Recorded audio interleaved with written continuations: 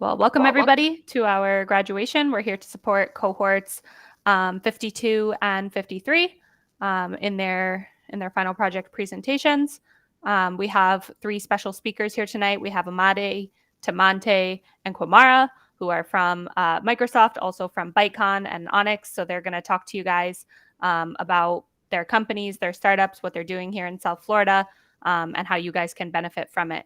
So my name's Alyssa. I'm the campus manager for 4Geeks Academy. I'm going to start tonight with a brief presentation about 4Geeks, who we are and what we do, and then I'll be turning it over to our speakers, and then, of course, our students, graduates, who will be presenting their final project presentations tonight. So here we go.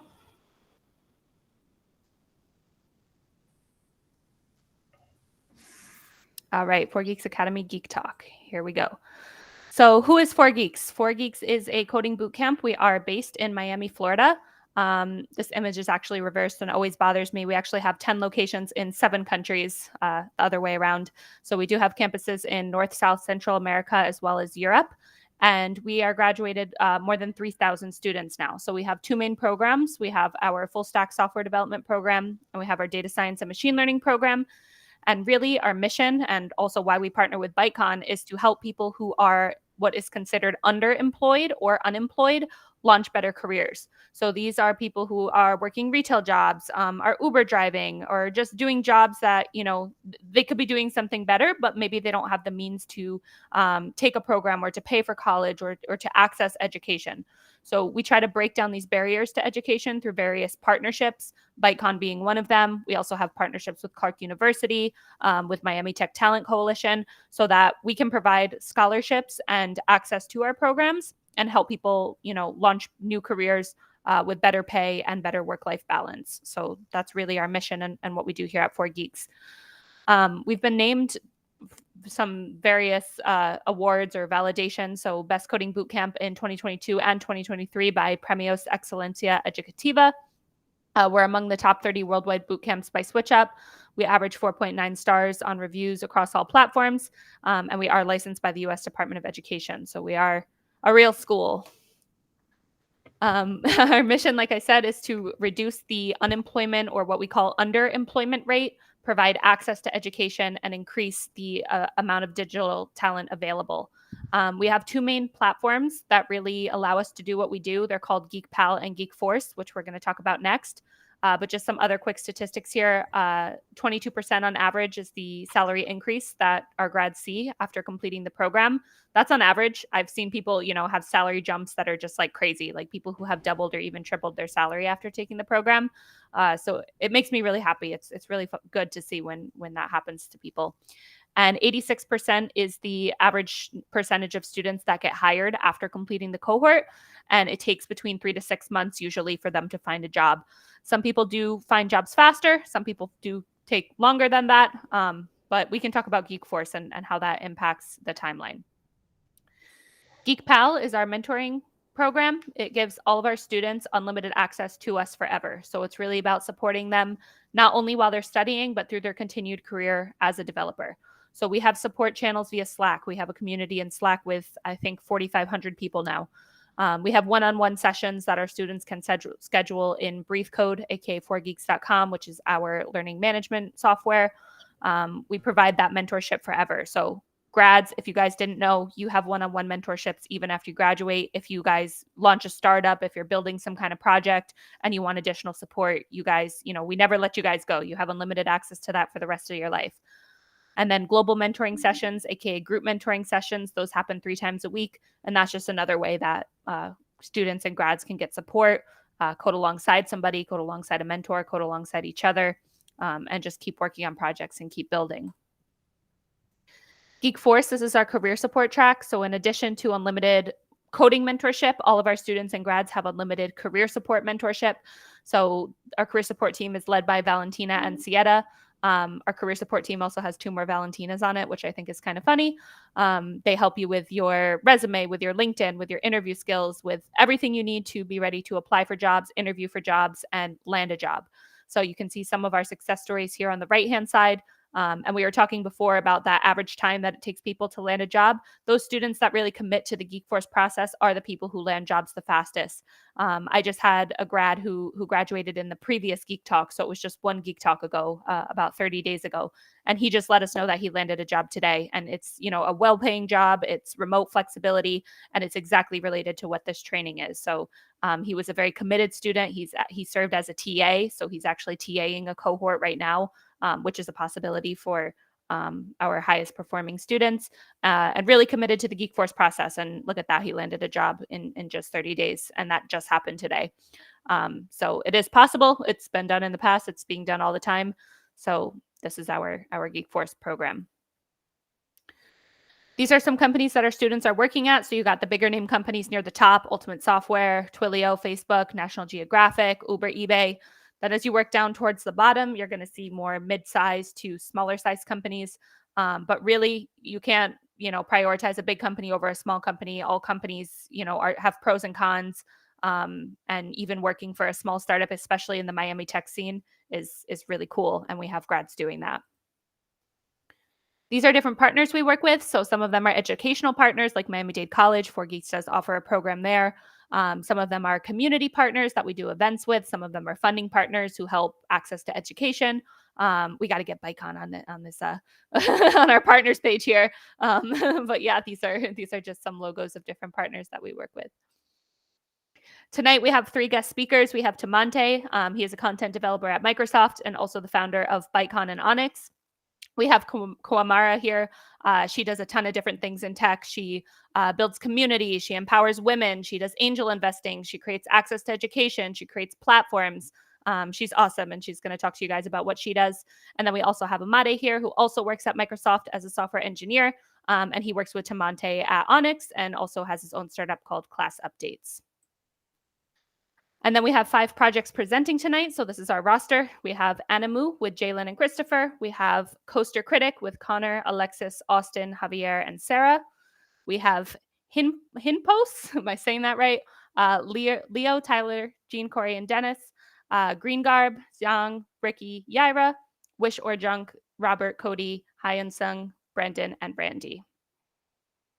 And that is all from me. So thank you very much for your time and attention.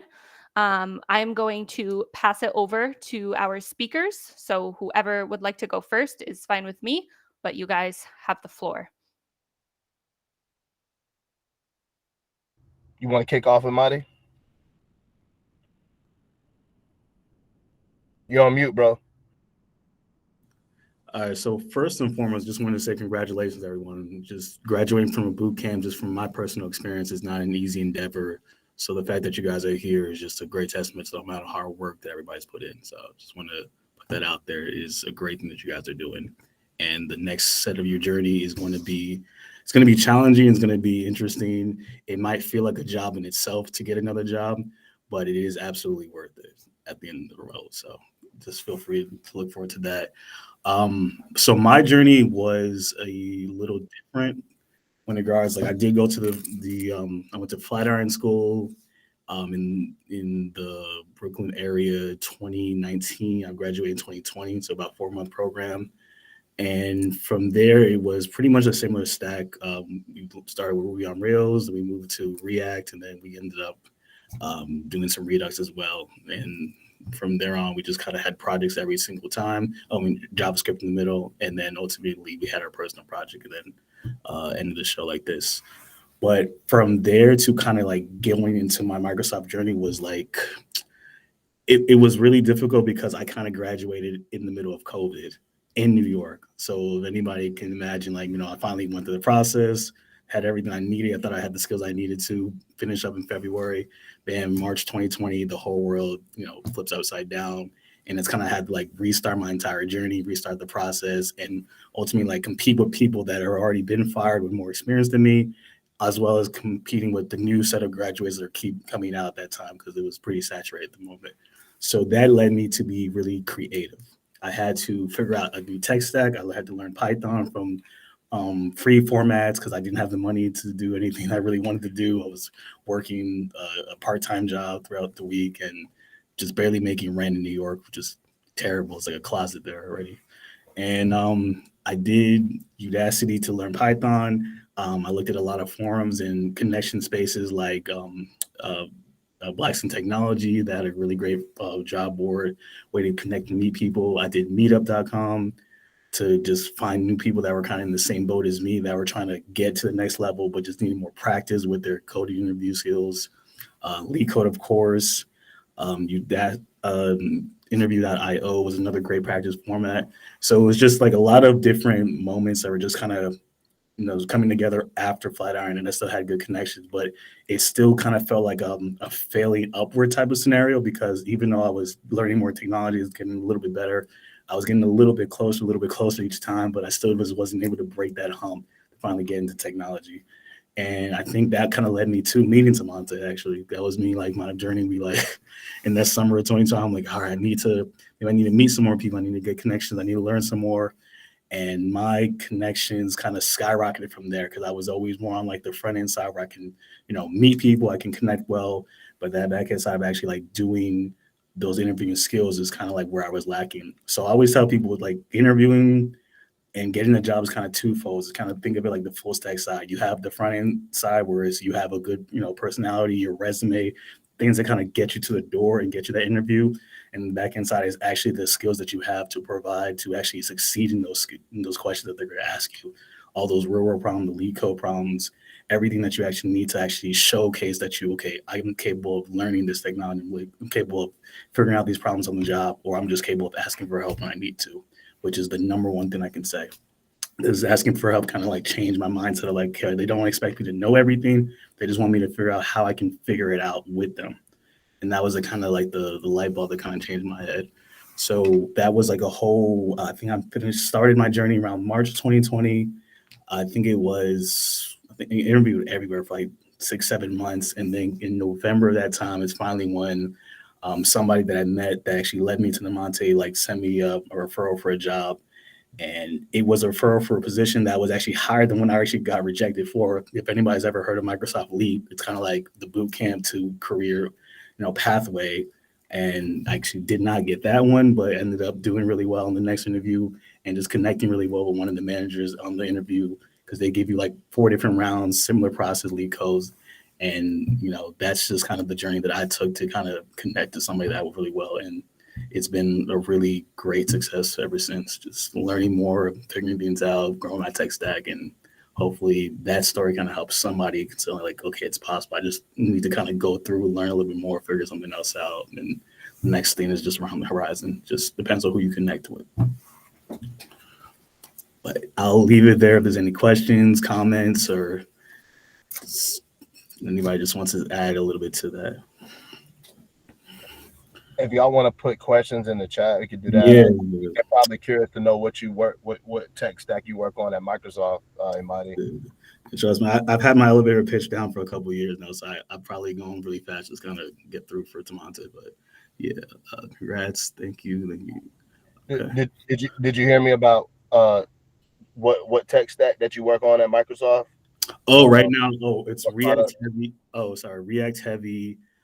There's a little bit of Python for some test queries that I have to create, Selenium test runners, and then TypeScript, which kind of goes in hand with React, and a little bit of Java on the back end when I need to create some API calls.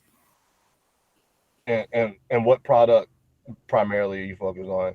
Windows 365 now. I used to be on Microsoft Teams behind the scenes, but we had a reorg to kind of move me to another side, and that happens a lot in big companies. I got a question from Austin Daniels. What single skill do you feel benefited you the most in your career if you had to pick 1 or 3? Yeah, definitely. I definitely can't really put it down to one. I tied to like just that full stack of interviewing. You have to have the resume and like the personality or whatever to kind of make you get into that front door. Like, okay, I can talk about myself, talk about what I've done, and don't have to be so technical. Just have to show it's customer focused. I'm doing something that is making somebody else's life easier. I'm focused on that part of it. Like this button is gonna simplify everything on the UX side, so it kind of makes it a lot easier for people to kind of come in and practicing lead code to finally get to the point where like, okay, I can figure it out and practicing with people, not just on my own, because you'll never know what mistakes you're making if you don't have anybody else to see them for you. So I think those are the two big things for me. Leonardo has a hand. Imade. Yeah, go ahead. Yeah, I have a question about you. Like, I heard you talking about like the interviews that like there's like 4 rounds. So I want to know like how hard were like the questions they were asking you? Like, were they asking you to code like Sudoku solver or something? Or Not Sudoku solver. I had a like a mini problem. That was probably the hardest one, and there was one I actually like. They wanted me to code out. What was there's a sorting algorithm. I forget which one it was at this point, but it's one of the ones where you kind of split the set multiple times, and then you kind of have to reorganize in that set. And that's my bad. Now I've been done in a minute, but if somebody in the chat has kind of done that kind of sorting algorithm, it's one of those where you gotta have to actually code that from scratch. But I think the one that kind of made me feel comfortable about it was the first one where if you've been to this site, I think I recommend it's called Interview Cake. They have a problem that was really similar that I saw, which was kind of like a stock picking LeetCode type of problem where you kind of have to go through a set and they had to figure out, okay, how do you find the best 2 days that will create the maximum profit for these stocks and something like that. And that required, I think I started off with like a long-winded, like a loop within a loop, and I had to optimize that and then get that to like a big O notation of like n. It's a quick story. Yeah, make it more linear. I think I did O2 when I first started, but that was me like asking for help because I didn't really know how to get there, but he was able to provide some hints. And then once I solved that one, that was it. Okay, I'm actually capable of doing this now. Let's on to the next. Oh, nice. All right.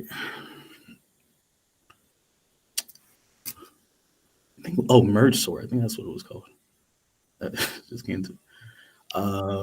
There's a question here in the chat. Go right ahead. What do you feel made you stand out most in interviews? Not being afraid to be myself. I feel like you kind of get stuck in this whole like robotic mindset. Like, okay, I'm getting a question, answer the question, move on to the next side. But what really made it easier for me is when I just kind of reached out to my interview and just kind of asked him, okay, that was an interesting. He had this Gears of War hat on, and that was one of my favorite games as a kid. So I think I pointed that out like at the very beginning of my interview, and we just went on a tangent for like 20 minutes. Talking about gaming, talking about his life and from Costa Rica. He was a cool guy.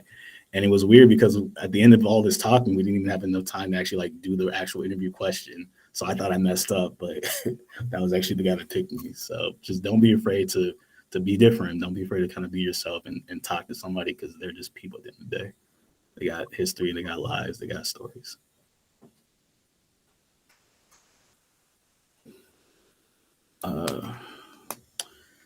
Yeah, it might be called. Yeah, I think you're right. It's either quick or merge sort. And if that's it for now, I'll drop to Temante and give a lot more context on Bicon and Onyyx and what we're doing. Oh. Yeah, thanks for passing the mic to me, Imade. I'm gonna first of all, congratulations on you all's accomplishment. Very proud of y'all, even though I don't know you. I'm part of the 4Geeks family, so I think, like I said, I might have to make this a regular thing where we kind of come in and talk to the graduation cohort and get y'all ready. I love these. So I want to talk about. Can y'all can hear me, right? Everything okay? I'm gonna talk about just three talking points. One, I'm gonna talk about like after 4Geeks, which is now. I'm gonna talk a little bit about Microsoft interviews, and then I'm gonna talk a little bit about growth mindset. So now y'all have to really be focused on or be prepared for, I should say, having some type of portfolio, some type of something that shows that you can take a problem, you can solve, you can make something, you can build something with the skills that you have, because that's going to be paramount for your for anybody that you interview with, Microsoft or anyone else. That's also going to be a way for you to stand out, right? So for them to see how you think and how you analyze and how you process information and how, what the result of that is, as far as what you build. Now, I mean, I'm not a coder, and I'll get a little bit more into that. I have never completed boot camp, which is why I wanted Imade to start off, because I knew that y'all would have some questions for him that I wouldn't be able to answer. But in addition to building your portfolio up, I would also advise you all to do anything that you can when it comes to interview preparation. I just heard Imade give you all a resource, and I suggest, in addition to the resource that he shared, what was that resource again, Imade? You gotta come off mute, bro. Yeah, there's a couple. So there's meetup.com to meet with people that are trying to interview with you. There's LeetCode, of course. There's interview.io, and Okay. there's to learn. Put those in the chat if you don't mind, bro. I'll pop Put those everything. in the chat if you don't mind. So Yeah, y'all, any resources and any thing that you all can do to prepare yourselves for these interviews, you want to do that, because I tell people all the time, like, I can wing any type of interview person. Like, I have my law degree, I'm a lawyer, I have my MBA. Pretty much I can wing any type of interview, right? But if you try to put me into a software engineering interview, there's no way, right? For me, there's no way I'm going to be able to do anything with that, because they're so technical, they're so nuanced.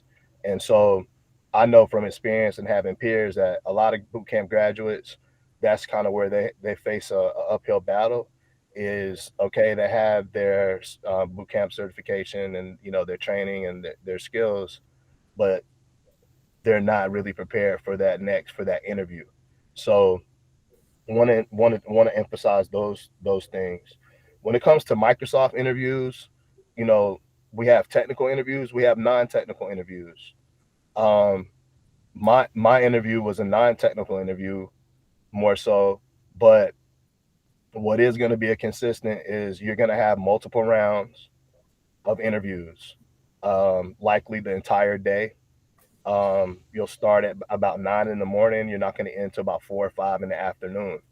And y'all are probably like, well, why is that? We have I guess like a round robin kind of style where you'll essentially interview with the team that you will potentially be working on. You're going to interview individually with each person on that team, and you'll do a group interview, right? Well, not with every person on, but with like 4 or 5 people on the team, and then you'll do a group interview. And so that's kind of the general what you would expect, or what you can expect for a company like Microsoft when it comes to the interview process, whether it's technical or not. And now you all, keep a growth mindset. Now you all are in a position where you're going to be getting paid to learn, right? Instead of having to pay or get a scholarship to learn. What do I mean by that? I'm now quasi-technical. I work in GitHub every day to do my work. I'm a content developer. In order to publish content for our customers, I have to be familiar with basic HTML. I have to be familiar with pull requests. I have to be familiar with, how to resolve issues with pull requests, how to merge. And I learned using commands, right? I learned what would be considered the old school way. And I'm kind of glad I learned that way, because now I'm even considering maybe taking it a step further, maybe doing a boot camp, et cetera, because I kind of have now that foundation, instead of just coming out completely cold turkey, right? I'm also, what do I mean by getting paid? Well, I transitioned roles where I had no prior experience doing the work that I'm doing now, using GitHub every day.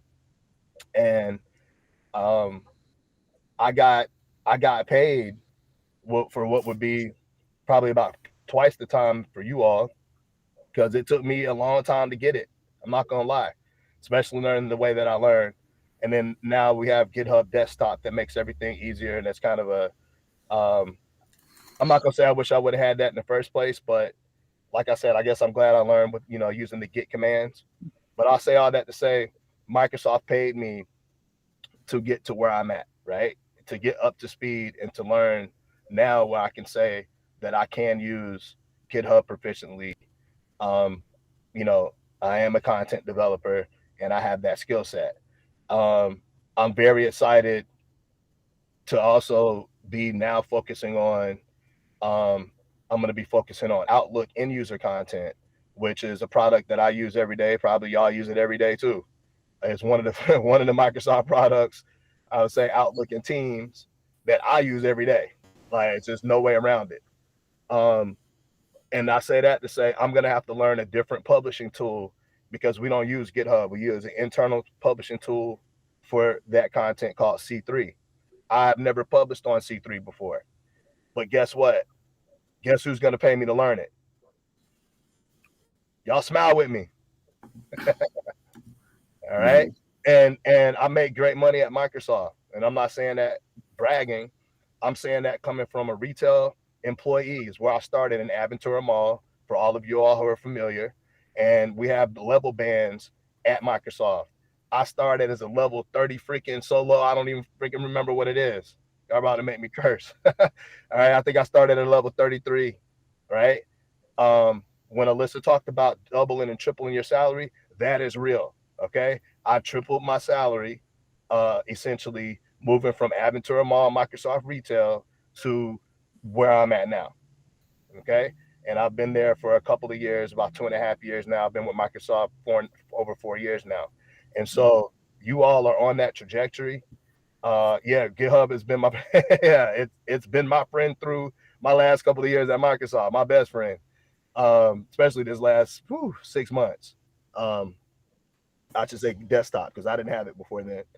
But you all are on that trajectory. I hope these words inspire you. And congratulations again. I'm going to get ready to pass the mic. Or if anybody has any questions, feel free to put them in the chat. Raise your hand. I'm happy to answer those. And if not, I will get ready to pass the mic to our esteemed queen, Kwamara. I don't know if are there any questions in the chat? Does anyone have any questions for me? Ricky? Yeah, I know that Microsoft store in Aventura Mall. So basically, that is where you started your employment as a level 33 employee. And so just to be clear, your journey from there was basically just working with Microsoft at doing retail, and then applying for other positions, and then getting paid to learn something like that. So and even in retail, they were paying me to learn, just not as much. Got it. So you would say, maybe I need to go to Aventura Mall, fill out an application and stuff there. Unfortunately, all 83 retail stores throughout the country closed during COVID, and that's the permanent move.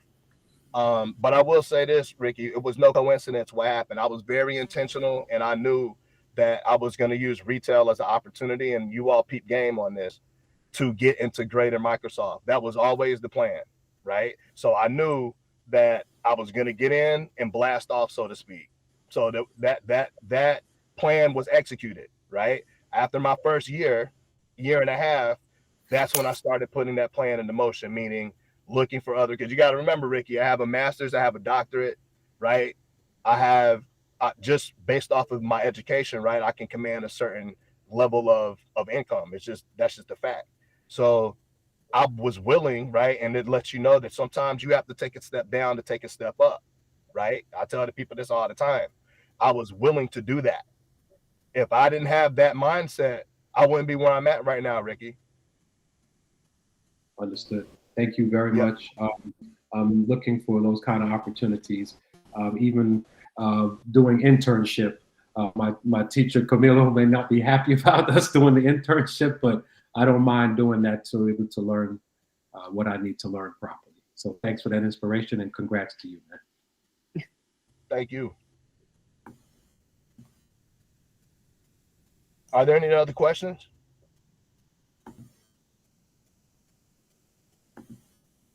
All right, Kwamara. Okay, all right. Good evening, everyone. And I just want to echo Temante and Imade. Congratulations again on this awesome accomplishment. I am excited to see where your careers take you. And just like Temante and Imade said, we are here for the journey. I do want to come to more of these graduations. This is really exciting. I don't know if Temante mentioned, but he and I are also educators. So to see people going through learning and taking ownership of their education is really, really exciting for us. So again, just congratulations on taking this leap and this leap of faith and knowing that there are bigger and better things ahead for you. And this is a step towards that. So I don't know if there was a bio or anything, but I'm probably the most non-techie tech CEO you'll ever meet. I don't do HTML. I don't do coding. I don't know any of it. In fact, I can't even figure out how to change my name on this Google Sheet thing right now. So I'm like, Tech Talk Solve. Yes, okay, that's my Gmail. But I'm Kwamara Thompson, just so you know. And so I've done a lot of hiring. So I figured since Temante and Imade were talking a little bit about what's next, how do you get hired, I figured I would come in and talk a little bit about what's it like to be a CEO / hiring manager. What is it that I'm looking for?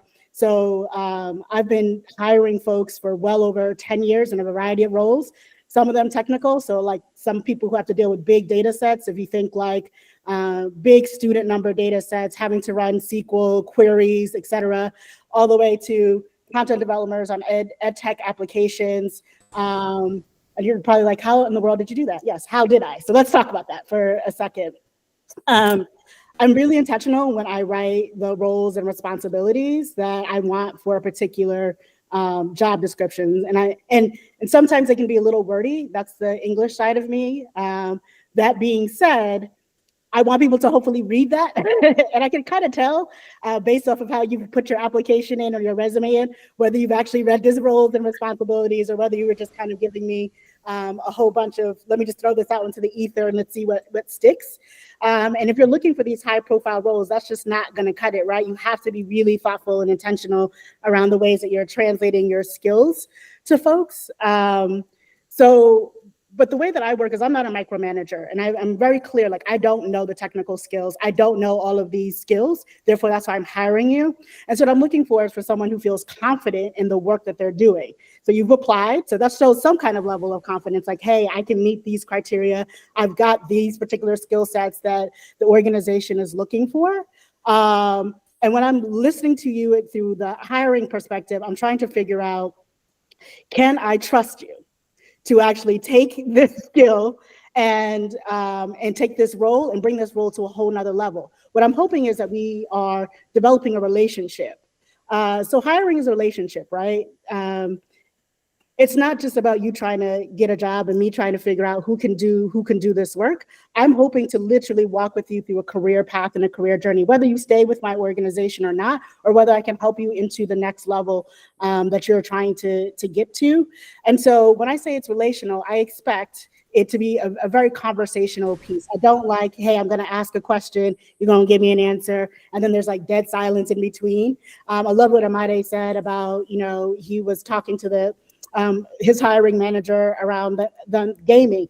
It's not like I'm necessarily going to take 20 minutes to talk about things that we have that are personal to us, but to show the authenticity of who you are, how we can vibe. Can I figure out if you're a culture fit? It could be that there are lots of folks who have a lot of the same skill sets that you do, but what is it that I'm looking for that's going to say, like, I want this person over that person? It's usually going to be about culture fit. What kind of personality do I need on my team? If I don't know if you guys are athletes or if you play any sort of competitive professional sports, but I used to be a soccer player. I played competitive soccer across the country from age 8 to 18, and then I played as an adult in adult soccer leagues in my 20s.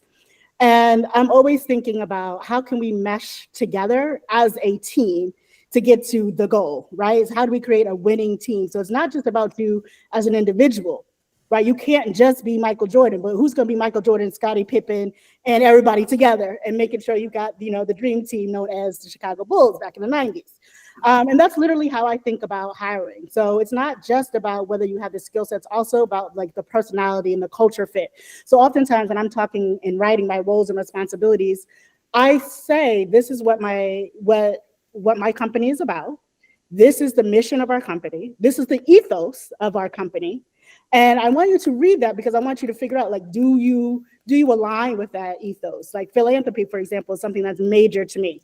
So as an organization, we give a lot of money back. If you're not a type of servant leader, that's not your thing, then maybe I'm not the company for you. And you have to go find a company that might be more aligned to the work and the environment and the culture fit that you are looking for. And I know for some of the big tech corporations, it could be hard to figure out what is the conglomerate culture fit, but what about for your team? What about for the team that you're trying to apply to? Get a sense. How can you get a sense? Well, listen, the internet exists for a reason. Start using Google, start using LinkedIn, start trying to figure out who's on the team, who's a part of the hiring team, who you're going to be working with, who had that role before you. And maybe you could talk to them about like, hey, can you tell me a little bit? Not saying that everybody will, but a lot of people want to see people succeed. And if you ask the right questions, and a lot of times people are absolutely receptive to that fact. If you also just want to get some, some practice interviewing, I would just ask my friends, hey, can you just run some questions? I went on Indeed, I went on Glassdoor, I went on XYZ, I figured out that these were some of the major questions that a particular organization for a role would ask me. Do you mind just asking me those questions? And then let me practice with you. Not so that it sounds inauthentic, but that so you have a really clear and concise vision and a translation of what you want to do. Another thing that I love when people do this, if you take this extra time, I'm like really gonna be like, oh my God, I love you. If you see what the skills that I'm looking for are, and then you've got your resume, you've got your LinkedIn, I'm gonna talk about the resume and LinkedIn and digital portfolio in a second. And you say to me, and you give me like a little grid, I mean, it could be so easy. Here's the skill that you're looking for. Here's all the experience on my resume, on my LinkedIn profile that says that I can do this particular skill. If you literally broke it down like that, amazing. Now I know, okay, boom, you've already transferred the skills. You've already thought highly about this particular role and how you can really fit into that role, and then how you can make this role even better. And that's the other part that I would start saying. When you go to an interview, I think that, obviously you want to put your best foot forward. You're thinking about almost like a first date, but actually I would think of it more as you have this job, and what do you need to know and need to have happen on the first day of this job to be successful? Those are the type of questions that you should be asking me. So that means to me that like, oh, okay, you know what some of the background information is that you need to be successful. You'll start asking me those types of questions. Even if you slip up and you say, hey, I love when you get something, these subliminal messages that you see yourself working in this particular role. These things sound like trite, but they're actually really important for me to figure out, okay, do you fit within the organization? Are your skills truly transferable? Are they aligned? Are you the best qualified candidate for this role? But this also will let me, and by the way, this also puts you in a great position for bargaining for your pay. So we'll talk about that a little bit later too. Because I do want to say that like pay should be it's static, right? It's fluid. It's not set in stone. So just remember that. But once you get into an organization, that is your pay scale that you started at. So just be mindful of those pieces as well as you're talking through it. Temante mentioned the digital portfolio. Okay, I am a fan. I love a digital portfolio. I know people still doing resumes. Please, please, please make sure your LinkedIn is on point, that it's on fire. I'm looking at people's LinkedIn. But the digital portfolio, if you have a website, like just a website with your name. So Ricky, you were talking. So if you had a website that said rickytong.com, and it's linked to all of the work that you have done, all of your things that you want to highlight, that I can't tell you, like, I love that. I could love to go onto that link. I love to see exactly what's going on. I can get a sense, to Temante's point, of your style of work, what kinds of things that you find to be interesting. And even though you're technical, there's still a creativity to the technical work, right? There's a creativity to the way that you're analyzing and problem solving. So those are the things that I am definitely looking for. So I just want to make sure I'm looking at all this stuff. Boom, boom, boom, pull the skills. Okay, another thing that I want to talk about, I think Imade mentioned this, is networking. Oh, I know that's the dreaded word. And some of us are like introverted and we don't want to go out and we don't want to go out of our comfort zone. I'm going to push you on networking is so, so important. Because the thing is, and I said it from the beginning, hiring is a relationship, right? We are embarking on a relationship together. When you walk in, when you send me your resume, that's the first step. That's like a handshake. When you send me your LinkedIn, that's a handshake. When you send me somebody who is acting on your behalf as a reference, like, hey, I saw this was open. I know somebody who can do that. By the way, if you know people who can do that for you, let them do that via LinkedIn. It's actually a nice little, because now they're opening up the door and saying, here's somebody that I vouch for, please take a look at them. That's another reason why you want to network, because you want to create those types of relationships. So I'm going to just talk a little bit a story. So recently I hired a project manager who has been absolutely amazing, has helped me to hire 5 additional interns, and she's working with me on a few major projects as my project manager. I'm gonna tell you how we met. I went to a networking event. Is everyone here in Florida, right? Everyone's in Miami? Okay, so I'm gonna just name. So I went to the weekly Miami Tech networking event that was held at Freehold. You remember that? That was a big thing back in the day. So I went there on a Wednesday. It was mad crowded. I knew most of the people there. I really didn't even want to be there that day. I was kind of like, I'm just going to go in and out and then move on to something else. And this young lady who was like, she was shy. She was shy, but she was like, hey, I just want to come over and introduce myself to you. And I was like, okay. And I could tell that she was nervous. And we just started to have a conversation. She was telling me about how, you know, some of the work that she had been doing, that she really wanted to get more into the tech space. Did I have like sort of any advice? But, you know, we're out drinking, but I was like, okay, let's, you know, exchange information and let's see. And then she followed up a week later and was like, hey, are you going to this Woman in Miami Tech event? And I was like, no. She was like, hey, you should probably come. Why don't we meet there? Sure, no problem. So I went and met there. We had it, you know, we're talking, we're getting to know each other a little bit more. And then she was like, no, this is a person who doesn't, I'm going to just throw it out there. She wasn't making a lot of money. She said, hey, can I take you out to lunch? And I said, sure, no problem. Take her out to lunch. She takes me out to lunch. We're having lots of conversation. I'm getting to know her. I'm getting to know her family and getting to know like sort of the background information. But throughout this, I'm kind of seeing like, you know, she has a particular skill set that might be complementary to what I need. And I was getting rid of a virtual assistant that I had hired who I was not particularly happy with, and she was moving on. So I was like, you know, I need someone to sort of help me out. And she wants a mentor. So I said, listen, it wasn't really in my budget to hire a project manager, but I think that you're valuable for me. And so here's my proposal. And so I hired her. She's been with me for 9 months. She's learning so many skills. She's like so invaluable, in fact, that other people, like other clients of mine are like, so can I poach her from you? You know, can I take her? But I say that to say, and I illustrate, that's just one illustration. That happens a lot, but now it's the most recent one that I wanted to just talk about. That's a relationship that neither one of us, when we knew, that I would say to myself, you know what, this young lady has what I need.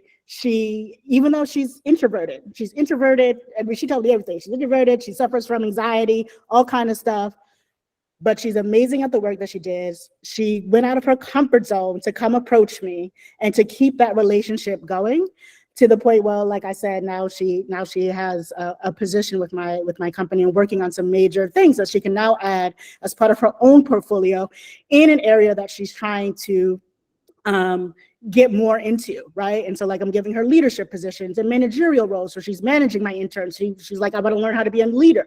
So like we're talking a lot about what is it that I can help with your career journey, so that when you leave me, because it's going to happen and it's fine, when you leave me, you're going into the career and you have the skill sets that you want for the next piece of that career.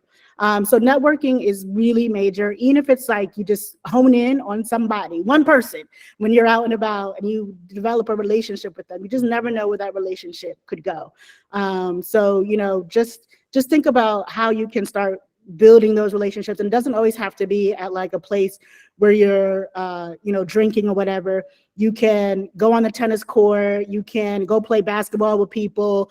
You can figure out other ways that you can meet up with folks. You can join a book club, but just other ways where you can start getting yourself out there and start building relationships with folks who may have the type of connections that you are looking for as you're thinking about what's the next path in this career. I think I have hit on everything I wanted to talk about, but if I haven't, feel free to ask me any questions. And along those lines, because I love to be of help, I am now a part of your network. So you can absolutely look me up on LinkedIn, connect with me on LinkedIn. And I do want to say, make sure your LinkedIn is robust. Even when I talk to high schoolers, I'm like, start a LinkedIn. You have to have a LinkedIn. You have to have a LinkedIn. Resumes are becoming obsolete. So digital portfolio, LinkedIn, etc. Yeah, I see some questions. Just to address but like, y'all don't overthink it. Like, literally, if you want to know more about the culture, ask about it. What's the culture on this team? What's the culture at this company? How do you view diversity? How do you view inclusion, right? If you're a woman, or if you're, which everyone on this call looks like they are some form of minority. So be direct, be yourself. And if anybody has any questions for Kwamara, please feel free to come off mute, ask, put in the chat. Kwamara, we got one for you that says, what are some soft skills to look for when hiring in tech? Yeah, I wanna say that I think there's a misnomer sometimes that if you're like kind of really introverted and you like to sit behind a computer, tech is 100% the thing for you. And there is some truth to that, but you still have to be able to talk to people and translate. So a nice soft skill is being patient with folks who don't know the language that you're talking, even if that means that you have to talk to somebody else around like, how can I translate XYZ problem? How can I make people understand that this is the issue? How can I make people understand that sometimes tech takes time? I think that oftentimes for people who are non-techie, they think like tech takes like 2 seconds, and why hasn't this new thing aligned yet? But just being really thoughtful around being able to explain, and sometimes in like really bite-sized elementary pieces to people who are non-technical. So just being able to have that ability and practice that a little bit. If you have friends who are outside the tech space, ask them, hey, do you understand a little bit about my role? What can I do to make it a little bit more bite-sized and easy and understandable, basically. The other thing is have a good attitude, be nice. I mean, just be like a really nice person. Try not to be standoffish. I mean, it's okay if you're just not like good and you feel anxious around people, but still, I think there's a way to be polite and continue to cater to a professional relationship. So just be mindful about, and if you're not sure like what your body language conveys, ask people that you trust. Because I know that it's sometimes hard you think that you're conveying a particular type of personality or skill, and it's being received differently. So if you have a set of mentors, or like I said, friends, or just one trusted person that you can ask, like, hey, do I come across, or how do I come across when I talk about XYZ? I think that would be helpful. So yeah, the ability to just like translate what it is that you're doing, certainly being a team player to a degree, having patience and flexibility. I think that's true in any role that you're in. Hardly anything ever comes out the way that you wanted to in the deadline being met, like, right? So like just being clear that you have to be flexible and you have to be patient, because none of us really work in silo. I mean, we might be working on one particular thing in silo, but we still need other folks to either buy into it or to tie into another particular project that's happening. And that's true, especially the larger the organization, right? So I think those are some of the soft skills that I'm really, that I think that people should try to hone. I don't know, Imade, Temante, if there are any. To piggyback, +1 on that, all that, but definitely collaboration is huge. It's a huge skill that y'all need to have, be able to collaborate with each other effectively. across. I mean, I work with people in different time zones. I work with, matter of fact, I'm the only one on my team who's in the East Coast time zone, and I have 11 people on my team. So I essentially work here in South Florida. I work West Coast hours. I really don't get cranking until about 12, 1 o'clock, because if I call anybody on my team at 10 in the morning here and 7 in the morning there, they're going to look at me like I'm crazy. It's going to ruin their day. So there was one other thing I wanted to say too, Temante, sorry, which is learn how to advocate for yourself. I think sometimes when you're new into a role, you don't want to make waves, and I'm not saying that you have to, that you are making waves, but advocating can be literally as simple as, hey, I don't really understand exactly what this is. Can you tell me more, or can you point me in the right direction? Or is there somebody that you recommend that I should talk to help me in this role? That's what I mean by advocating. You want to advocate for yourself to be successful, because it's not always going to be that your team or your managers, because they have their own workload, are necessarily going to understand that they haven't set you up for success. So sometimes you're going to have to learn how to advocate so that you can be the most successful and productive employee that you can be. And to add to that takes persistence, right? Like Imade told y'all, he got rejected from the program I told all y'all to apply to, which means if y'all get rejected, you gotta be persistent, right? Like he's still working at Microsoft.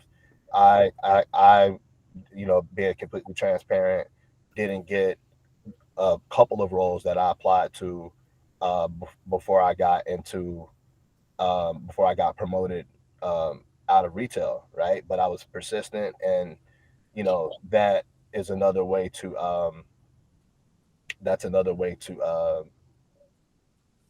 as far as what Kwamara was just talking about, right? To reinforce that through persistence. Yeah. And then one other thing, sorry, is to be solutions oriented. I mean, absolutely, if you see a problem, bring it up, but research a solution or two if you can, so that, not only are you bringing the problem, but you're saying like, listen, I have the solution. And hopefully you have the type of manager that I am, which is like, great, you have the solution, go for it. I will back you. If I need to run interference, if I need to do X, Y, Z, I got your back. That's why I hired you. And so, hopefully, but just think a little bit about that. I think, yes, you're talking about age. I saw that too, Douglas. I don't think that age is an issue in the tech field. I mean, tech is aging itself, right? It's no longer a young person's game. I would venture to say there are a lot of people in tech who are like mid-tier C-suite executives, and those are folks who are like in their 40s or beyond, right? So I don't find that age is a major factor, unless you do, meaning that you feel uncomfortable, and so that translates into the way that you present yourself.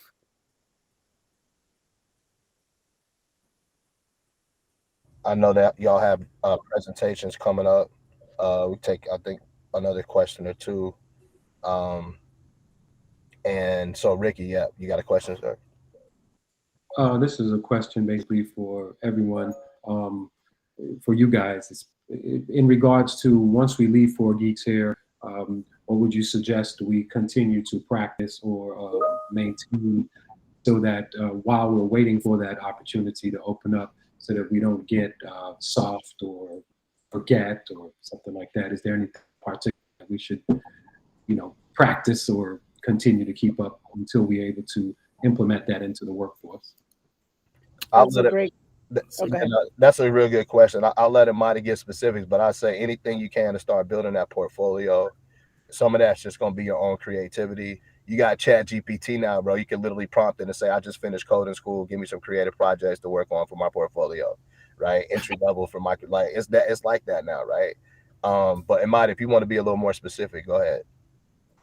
Yeah, so I guess the number one thing is just to get really good at interviewing types of questions. So depending on whatever your main language is, the one you feel more comfortable with, I would get very, very comfortable doing things with that. And that's data structures, algorithms, big O. And there's a lot of resources that have been posted to kind of practice. But I think another thing that kind of helped me out was kind of learning how to reach out and kind of work on things that aren't necessarily paying you, but are going to pay you more down the line. So I think one of the first things that me and Temante were working on was like the early adaptations of Onyyx, and it was just, how can we structure something, put something online, get a landing page there. And I never told him this, but like just talking about like how I was able to manage my time when it came to like business ideas, creating the technical ideas, and just kind of like keeping it customer focused was something I was able to talk about in my interviews. And it wasn't anything, life changing or anything like that, but just the fact that I had some experience to talk about that I could showcase on my resume, and then just talk to that hiring manager just kind of like made it very, very easy for me to answer any questions they had, because they were always like, okay, how have you implemented this? What have you done recently? There's an example that you can showcase, and having something that you're doing, even though it's not paying you, really can go a long way. Just talking about, okay, I've done this, I've implemented like this, and it gave me this kind of result. So interviewing and working on something can really help you out while you're looking for a job. Piggyback off of Imade, because that's 100% true. The better your portfolio, the more examples that you can speak to, the much better and more rich that I think that you are and could be a fit. So as a hiring manager, I absolutely find internships, start networking with entrepreneurs, ask them source projects, projects. If they can't pay you, can you get an equity stake? I mean, there's a lot of ways that people can barter, like back and forth. Do they have something for you, that you guys can trade skill sets on? And so the more that you can build out that portfolio. And the one thing I will say, and I didn't say this, in your portfolio, you should say, what was the problem that you were solving for? What was the solution? And like, what was the actual output or outcome as part of each thing? So I could see like what the actual impact of the work was. Yeah, that's huge. That's what Microsoft's looking at for sure, is your impact. We probably get tired of hearing that at Microsoft, right, Imade? But last question. I actually have to have another event, but Leandro. Oh yeah. So it was just a quick question I had for Imade. So you were talking about the interview process. I just want to know, like, before you interview, like, there's so many like tools and languages. Like, do you know, like let's say like the systems are done with the boot camp. Like, did you know before an interview like which language you're going to get tested on, or is it just like very broad, or any language? No, you definitely have your choice of it. We just whatever you feel the most comfortable with. I wasn't the best at JavaScript, even though it's kind of popular when used, but Python was something that was very easy for me to kind of pick up on, and I got really good at using that. And there was a course online that helped me out, and then using that to kind of interview, because you can use whatever you want to as long as you're comfortable with it. For the most part, I think Java was another popular one that they see. Yeah, and then just get really good at that. I think we all want to keep in touch with you, and there's some questions that we could definitely maybe address offline. Javier, I see, say, are there opportunities in tech that have overlap with skills and marketing? Of course. I mean, we have a whole we have a lot of marketing roles. As a matter of fact, I'm going to put careers Microsoft, because all of y'all should go to our career site and get an idea, right, of what some of these questions, and look at what the largest software company in the world, what the second or third, depending on market cap, largest company in the world, what type of roles we're hiring for, and also take a look at some of the pay ranges too. Thank you all. Thank you for having us at ByteCon. We didn't really get a chance to talk about. I will say we have a conference coming up in April 25th, April 26th. All of y'all will look out for the 4Geeks grads. Hook y'all up with likely some complimentary tickets. I plan to have recruiters and really have a robust workforce development component at the conference. So if y'all haven't gotten scooped up by then, which hopefully you will, that will be another opportunity for y'all to get in front of some folks that may want to hire you. With that, I actually have to, I'm going to check out the video, you all's presentations. I put my LinkedIn in the chat. I put ByteCon's website in the chat now, and I also put Microsoft's career site in the chat. And we look forward to coming back to the next graduation, and keeping in touch with all of you all. Again, congratulations. Keep in touch with me. Reach out. I'm at Microsoft. Y'all know Microsoft also owns LinkedIn. Maybe you do, maybe you don't. I'm also the lead for Blacks at Microsoft here in Miami, South Florida. We do a monthly happy hour every month. We're gonna have our third installment next week at the Red Rooster on Friday.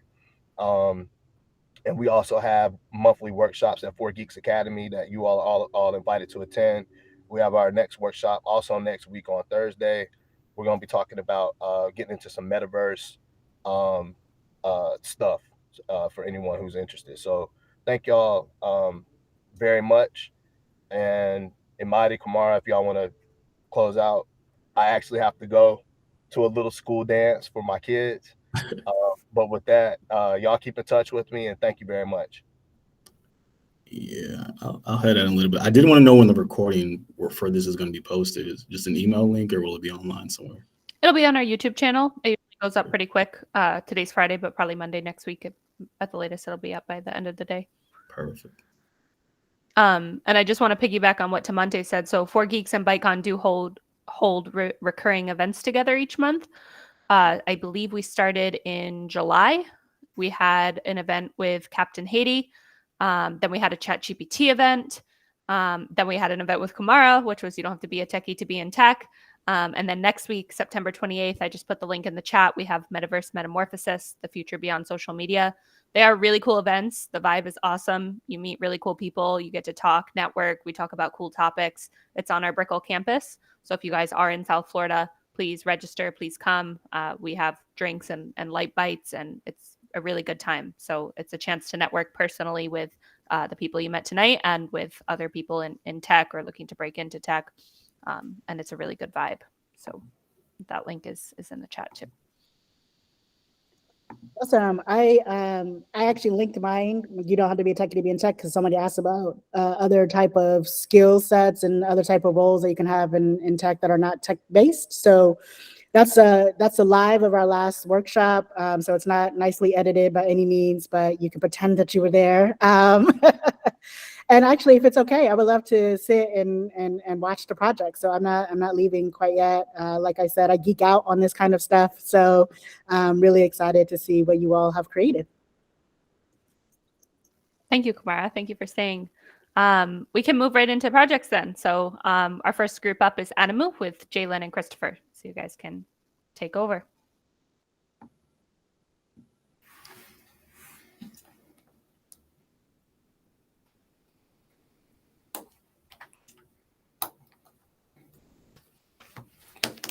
I was muted.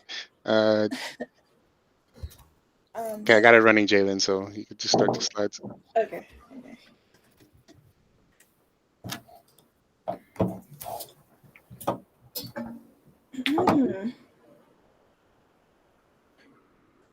Okay, so our project is Animu. Our project is Animu. Wrangling up your favorite anime and manga. This is our cute little mascot. So meet the team. This is Christopher and me. All right. So what is Animu? Animu is a user-friendly anime and manga information site using React.js, Bootstrap CSS, and Jicon API. The site allows users to search for old or new anime manga and provides detailed information about each title, including descriptions, casting, and current rankings of said anime. And the site is designed to be user-friendly and easy to navigate, making it a valuable resource for anime and manga fans. And you have Usagi going, wow, a site for anime lovers, just like me. All right, these are screenshots of the homepage, one of the anime introduction pages, and the logins. During the project, we did run into some difficulties, but none that we didn't overcome in the end. Backend was a struggle, but the mentors were a big help with that portion. Thank you very much. Wow. So thank you, and this is a thank you page. Thank you very much.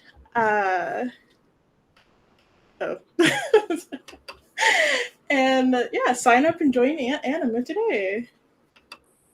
Yeah. So this is our website. Share now. Boom. The anime. Bam. So the main hero is kind of like our favorite animes currently. You could check out more, and it'll break out the trailer, the synopsis. It'll play sounds very loud. Give you the episode, all the characters. When you log in, it has all the anime filtered. You could do the most popular right now of all time, most popular to the top 4. And then you could also check airing, which is whatever is airing right now currently. So if you need any, like, if you want to check out a cool new anime this season, you check it out. And there's the upcoming anime, which will be, some of them aren't announced yet, like One Punch Man or um, Goblin Slayer. But these are all the new ones that are coming out soon. Also has a search bar if you want to search for like Full Metal, I guess. Cool. It'll give you the top results. And when you click on it, it gives you the same thing, the trailer, synopsis, characters. We are working on a manga, but it's under construction right now. So it worked the same functionality, but with mangas. So like Jalen was saying, we did have some problems with backend. It's just complicated, but we did have very good mentors to help us out, like Anthony and Nelson and Lara, and they were wonderful help. So I wanted to say thank you, and that is our project. Very nice job, guys. Valerie, you have a comment, question? Oh, no, I just meant to hit the clapping hands, and that hand raising thing is misleading sometimes. No worries. I really like the vibe of your guys' presentation, how you make like the things kind of like popping in and out. It was all put together really well and presented very well. The site was very clean and looks very nice. So really nice job. You can tell you guys worked hard. Congratulations. Thank you. Any comments or questions Thank from you. the audience? Good job, guys. That was really good. I waited like a few months just to see what it would look like. It's so cool. Very cool.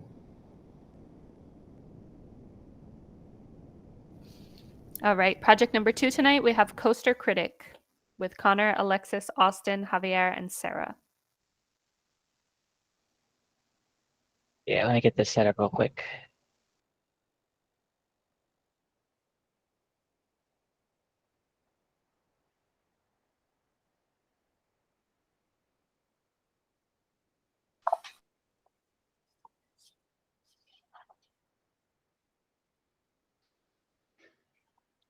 Hello, everyone, and welcome to our website, which is Coaster Critics, where every review is a ride to remember. Now, before we start, we'd like to introduce ourselves and also tell you what our favorite roller coasters are. So I'll start. My name's Connor Thatcher, and my favorite roller coaster is Millennium Force at Cedar Point. My name is Austin Daniels, and my favorite coaster is Hagrid's ride at Universal Orlando. Hello, I'm Alexis Pulowski. My favorite roller coaster is a Raging Bull from Six Flags. And my name is Javier Torres. My favorite roller coaster at the moment is the Everest roller coaster at Animal Kingdom, because we just got some, season passes. So, Hi, my name is Sarah LeBrun. My favorite roller coaster is the Hawk at Universal.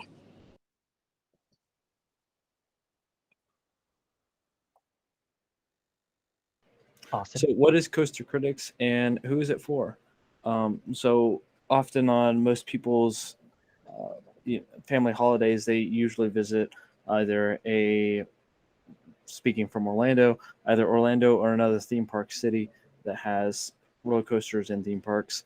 And so this is a website for anyone who needs to save both time and money. A lot of people, they work jobs so that they can support their family, but also they are supporting their family with quality time. So this website not only saves you both time and money, but also quality time with the people that you care about, in saving time in lines and saving money on the fast passes for anyone who may or may not be enjoying the lines that they are in for the roller coasters that they're getting on. So this is a website, honestly, for anyone who is really seeking a fun-filled vacation with either themselves or their loved ones. And if you needed any other facts that just wrap your head around how many roller coasters there are just in the United States, according to the roller coaster database, there's over 900 roller coasters and more than 400 amusement parks that are in the United States. There's also an American Coaster Enthusiast. It's also abbreviated as ACE. It's an organization that basically preserves the roller coasters, and there's 6,500 members within it.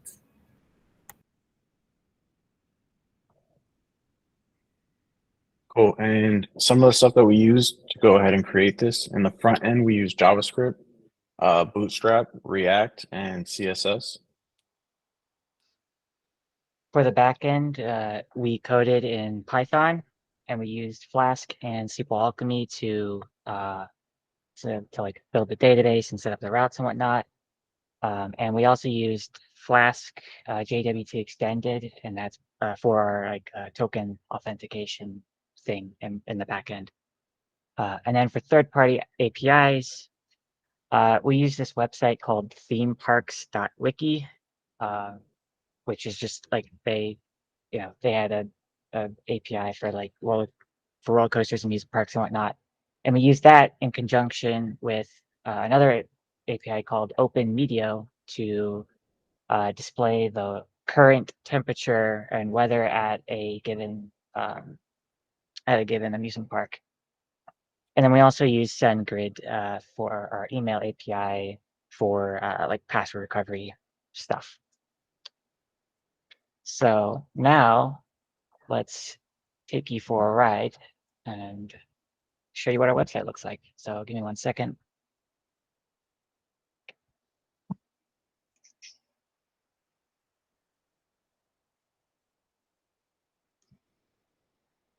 So when you enter our website, you'll be thrown here, which just shows our beautiful logo. Shout out to Javier for that.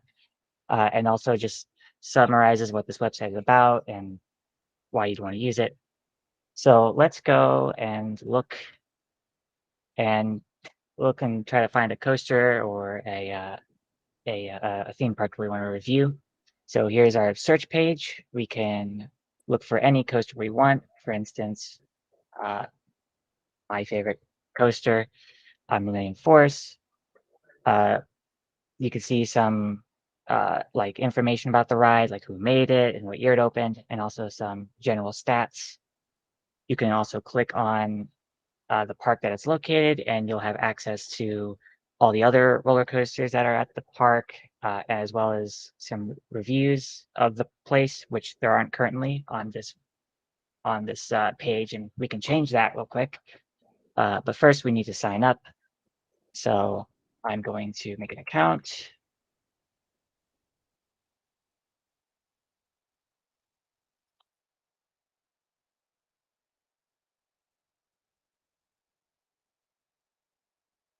And it'll take us back here. So let's just actually, no, sorry. Let's also showcase that we can search for parks as well. So we want to look for Cedar Point, which, by the way, this page also tells you information about the park, like where it's located, what year it opened, how many roller coasters that are at the very least featured in our database, if not all of their roller coasters that they have, and also like the current temperature at that place. So we can go here and we can write our review for Cedar Point. It's obviously the best amusement park in the country, so, and I'm not biased at all. Totally not biased at all.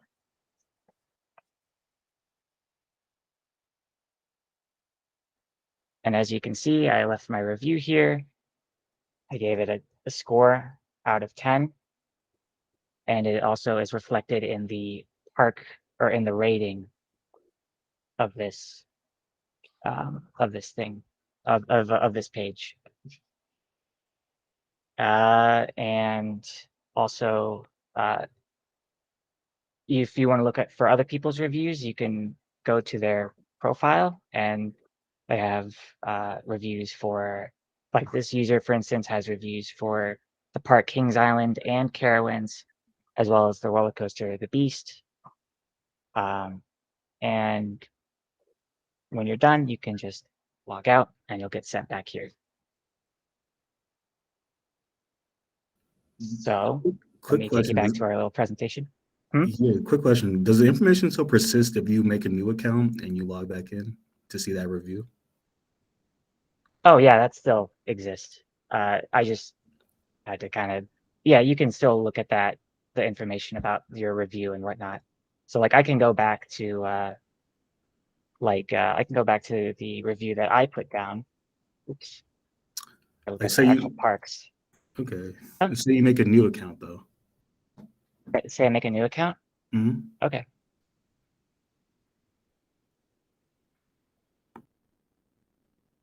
Stealing your identity for a moment here. You're good.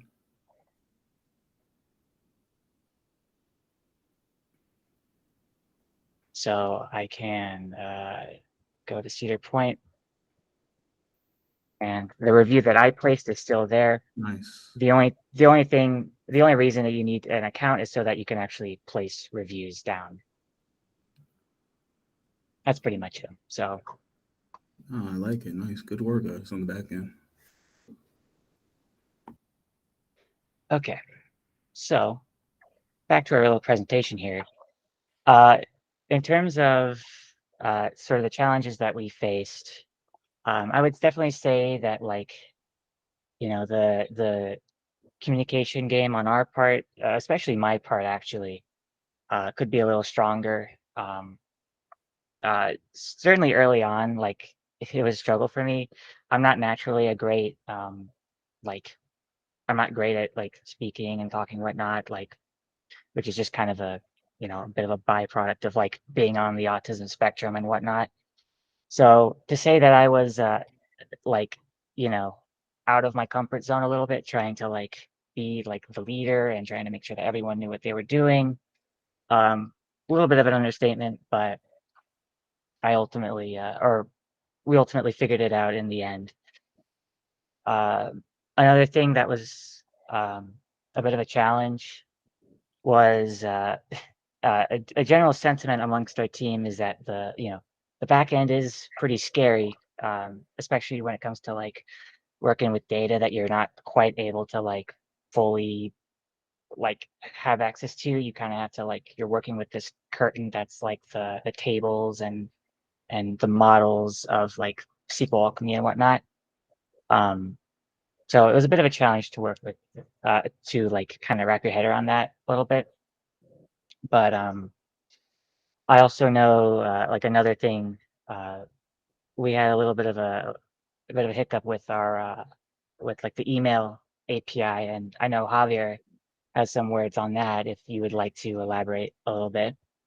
Yeah, for sure. So I know setting up a lot of the email stuff in the back was definitely tough, looking for specific APIs that one had free documentation out there. And if it wasn't free, at least I could create an account and hopefully not run into too many hiccups, which I did with one called Mailgun. Same night that I set it up, they disabled the account, so I couldn't really test too much with that one. That's where we ultimately went with SendGrid, and it seemed to be pretty good. There was quite a bit of support out there for that one, but yeah, the backend was definitely a task to navigate through, to say the least. So in terms of Austin, do you have something to say as well? Yeah, I was just saying. Or do you want me to start?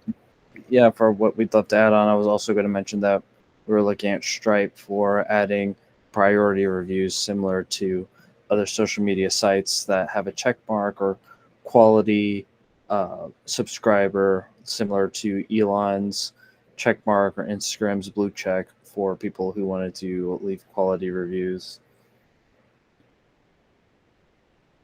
So that kind of segues into the next thing I want to talk about, which is like the things that we would love to add to this website or improve upon.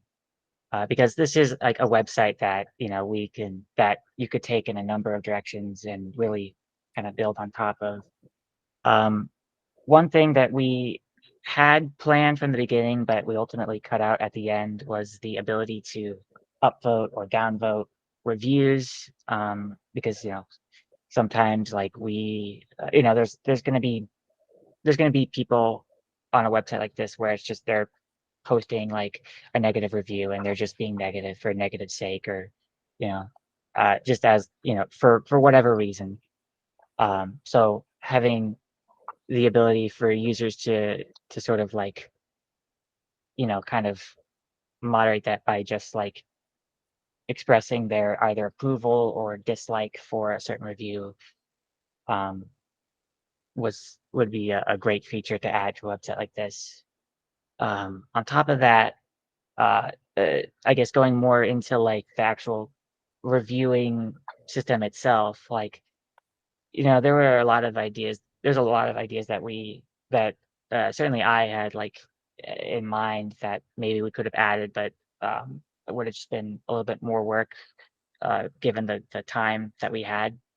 But like things like having users on top of writing the review and giving it a score, listing like pros and cons of like whether it's a particular element on the ride or something like something that's more constant throughout the course of your time on it.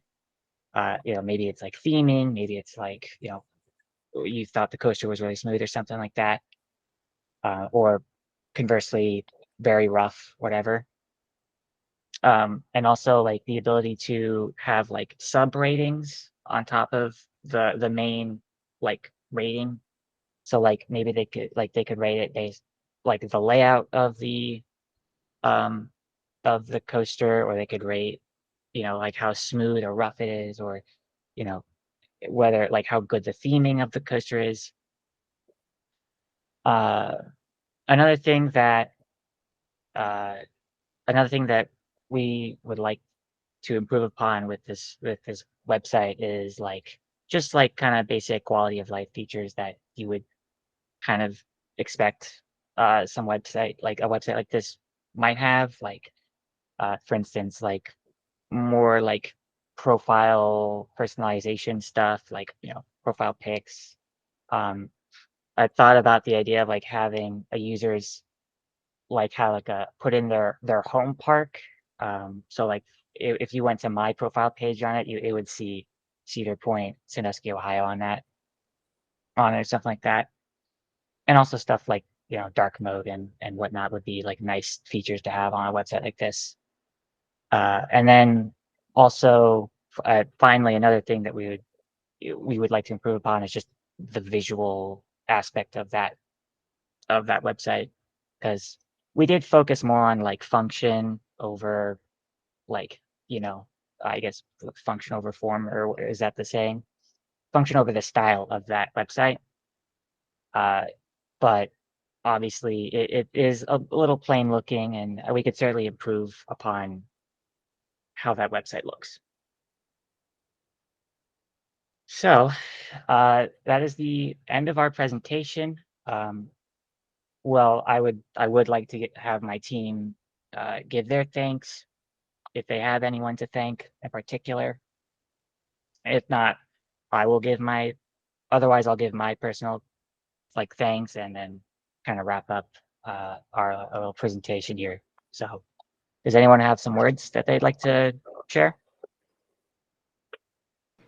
I'd like to give a special shout out to Shane, who's not currently here because he's teaching another cohort at this very moment, but also a special shout out to Valerie, who was not always our TA. We had a TA swap because our previous TA did accept another job offer due to the amazing opportunity here at 4Geeks. And so midway through our cohort, Valerie came in, but prior to that, she was a mentor that many of us students would go to. And I suspect, I don't know this for sure, but I suspect because so many people were going through her and she was such an amazing mentor beforehand that it was noted that she was getting a lot of traffic. And so they brought her over to be a full-time TA within our cohort. And she has been so amazing ever since.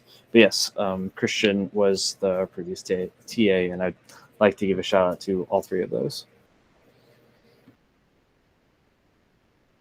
Yeah, I'd for sure love to shout out Shane and Valerie because they definitely made this like almost, pretty much a foreign language become, a lot easier to speak and read and write.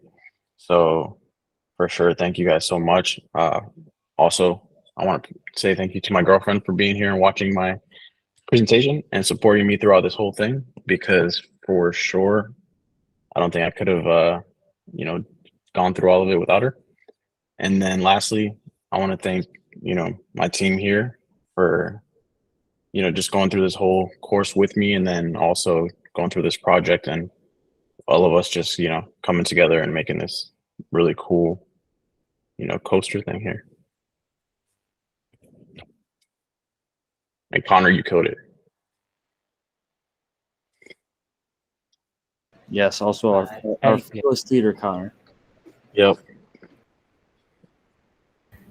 Alexis, Sarah? Oh yeah, I wanted to give a shout out to Shane, Valerie. You guys are the best. I couldn't have asked for better mentors in this. You guys helped me, figure out a lot of my mistakes, and you weren't like rude about it or anything. You just like showed me what was wrong, and I know it can be frustrating because like some of this stuff like it seems so simple at first, like when like you explain it, but it's like hard while you're in the weeds.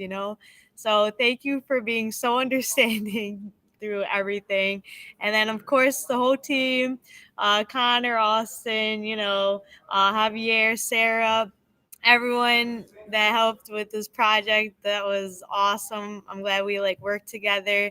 And then also some other tutors I had on Nelson and Ernesto. They were great. And then my fiance that's in the cohort, he's in a different project, but that was Randy.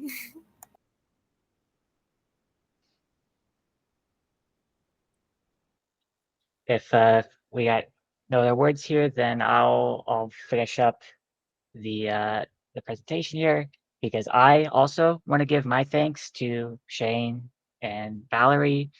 They were pretty cool. That's all I'll say there. Also, shout out to, it should say Christopher.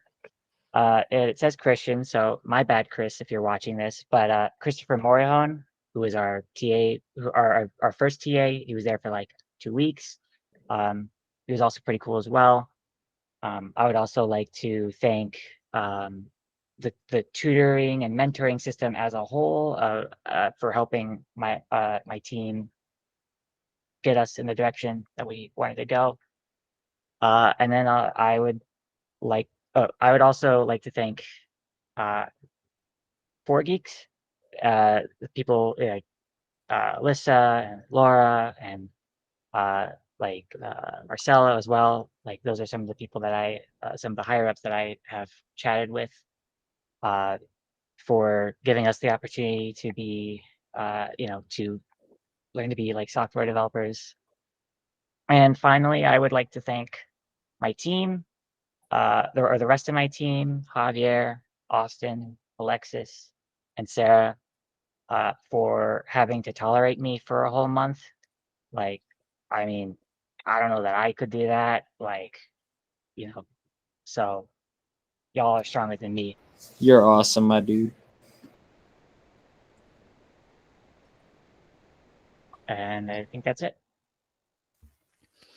Very nice job, guys. Very nice project. Congratulations to all of you, and congratulations to you too, Connor. You could tell that you took a very leadership role in this project, and you mentioned that that's out of your comfort zone. So we didn't notice. You did a great job, and you should be really proud. And shout out to Ted, who's Alexis's dad, who's watching and supporting her throughout her journey here too. Any questions or comments for this group? Up, guys.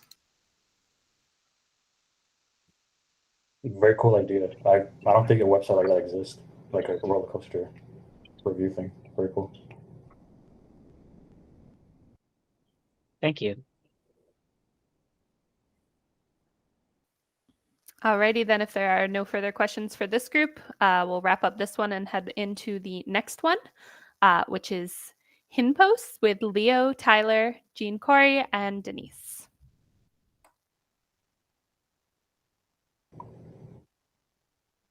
Yes, just share my screen.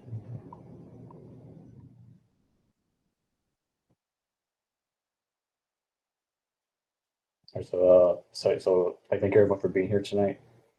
Thank you for Tamari, Imade, and Kwamara. I'm very humbled and honored that people from Microsoft are even watching us right now. So basically, our website called Hypnos, Enter the Trance, Enter the Hypnosis. It was created by Jean-Marie, Tyler, Christina, and myself, Leonardo. And so basically, our team will explain Hypnos later on, more about what it is exactly. But just very briefly, the reason why we created it was mainly because in today's day and age, consumers and users don't really own their own content, and so we wanted to make something where it's completely free of charge and you own your content forever. The music, it stays there. It's not necessarily a Spotify clone or Apple Music clone. It's kind of a better, more user friendly, free of charge, and most importantly, you own your content forever. So your song that you downloaded or you're streaming, you can stream it. A year from now, 10 years from now, it'll be there as long as our website's up. So yeah. So a funny story we had our teams that we actually when Camilla put us in groups, we actually all had the same idea to make a streaming service. It was very funny that we actually all had the same idea. We kind of all laughed about it, but all right, we all kind of for some reason were thinking the same thing during the final project. All right, what are we gonna make? So I guess that's pretty funny that we had all the same the same idea for that.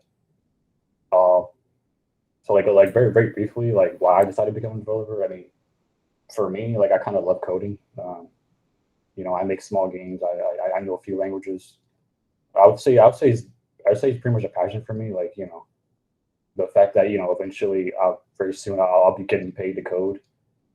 For me, I just love coding. Whether it's before work, after work, any free time. I'm working on something, working on a small project. Our teacher, Camilla, he definitely knows how many projects I do while I'm doing the boot camp. So it's hard to get me away from the computer. So if Christina wants to explain why they want.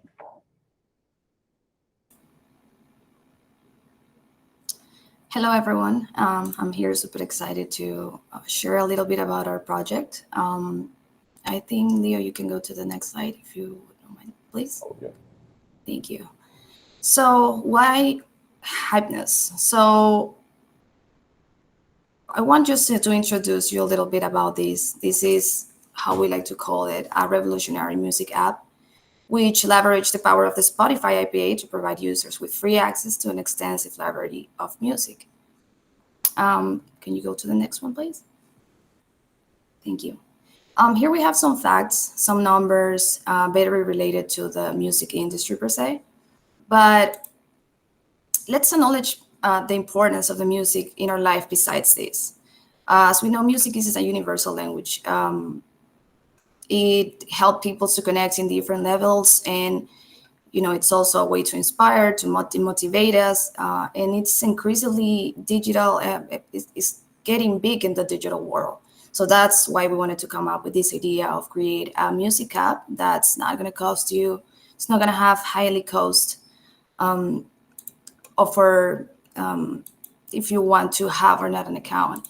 So we have a very free, user-friendly access to our app with a very extensive music library.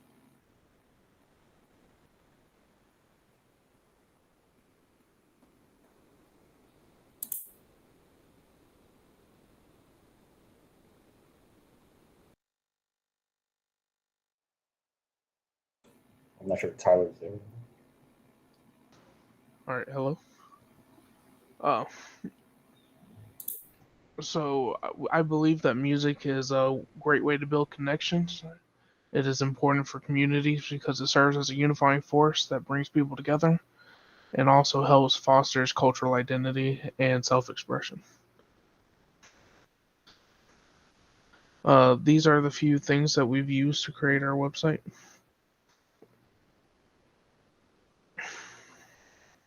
Yeah, and so now I'm going to show you guys a quick demo of the website. So this is the website here.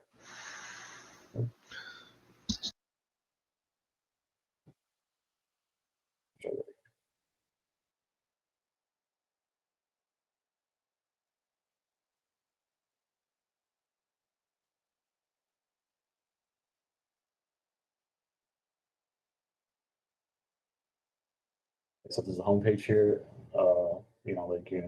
Welcome to Hypno, we love music. We just sign up here. And so we wanted to add something really cool here, where it's like, if you want to create your own, like if you don't want to have to do a making a password or like make your own password or something, you can just like generate it randomly.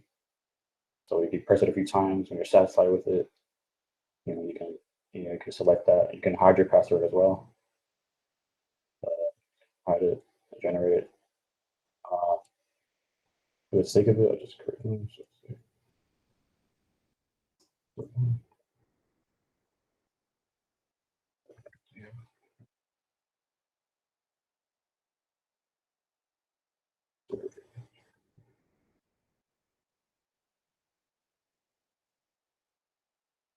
Password 1, 2, 3. Then submit. And so this is our landing page. Music paradise awaits you. And so like basically like the website here kind of like it's like we wanted to make it like more easy of access more than anything.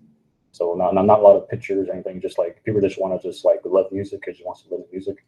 So right from the homepage, if you're just like curious and don't really know what you want to listen to, just can press a random song.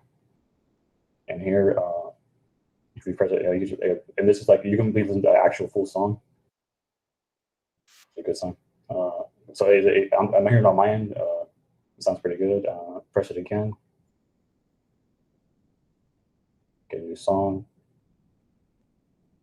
So there's like people that just like brand new to music that kind of don't really know what to listen to, or just kind of just want to just explore, from their normal listening habits. You just press it and listen to songs. And we have top tracks. So these are kind of like the top tracks that are currently trending as of right now, based off of Spotify or whatever. All of these songs are fully playable.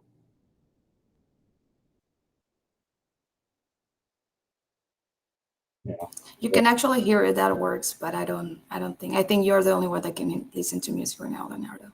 Yeah. Yeah, but it all works there. So we have that.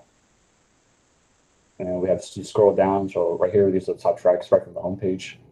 These are some of the songs these are curated by us and some of the Spotify. We kind of like combine them all together in a way that these are like the top songs that everyone listening to right now. If you want to join in and listen to whatever you listen to. So these, and scroll down the top albums. Let's say you're kind of more a music fan, you just want to go, all right, what's the latest albums right now? We have these are kind of like what we found. currently trending, and then you press top albums. And these are kind of like the main ones that everyone kind of, I'm pretty sure some of you may recognize these artists, they're pretty big. These are completely playable when you press on one. It's playing that. We have all these. So just kind of like very kind of just like kind of get you going with some music. We have the top artists as well. So the currently trending artists. These are made by us, and just like basically artists that like based off of just like streams that people are listening to. We have all these, and you can listen to all their favorite songs, all their top tracks.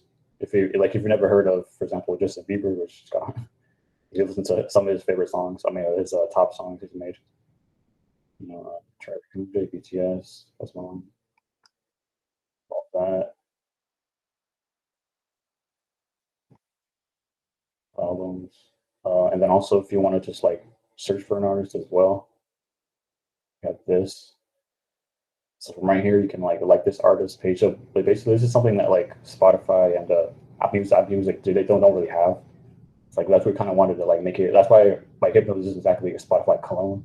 It's kind of like an alternative to like different kind of like streaming website. So you can like this artist page. So like we saw that Apple Music and Spotify don't really have like something like this, like an artist page where you can just like it, kind of interact with it. You can see the artist popularity, how many followers they have. We also do want to add like there's many more things we could add. Just based off what we saw from our teammates, our project from the beginning wasn't the most complex by far, and we really had to kind of narrow it down some of the features because there's like many features we can add. So, for example, like for Rihanna, I could see her top tracks here. I can listen to them all. If I could see her top albums or how much she's made.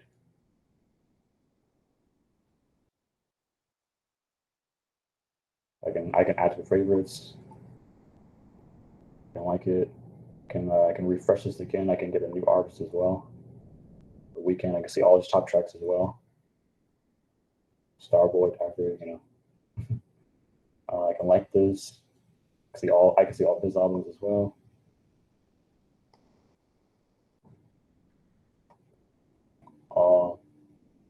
Yeah, and so like before I go back to the slides, there's also like some other features that we wanted to add, but we couldn't really add. That kind of like we like something that we really wanted to add, but if it was on time, and it was a little complex. We want to add some sort of way to support like small artists through like a donation page, because like there's some artists on Spotify or on our website that people may not know, and they're really trying to struggle. They're struggling, and they really want to make it big and get exposure. So like basically any kind of donation, any user that visits our site can just donate to them. We're not exactly sure, how we do it because it's something that's never been done before. I mean, there's Patreon, but but for artists, this doesn't really exist. So we hope that maybe that could exist eventually one day, and we would love to add that feature to it. And also like a comments page. That's something that like other streaming sites might have like a comments where you can just where you can basically write a review on an album or a song, kind of like a sign on SoundCloud in a way, but a little more like user friendly. But yeah, that's pretty much what we wanted to add. Potentially one day we'd love to add that.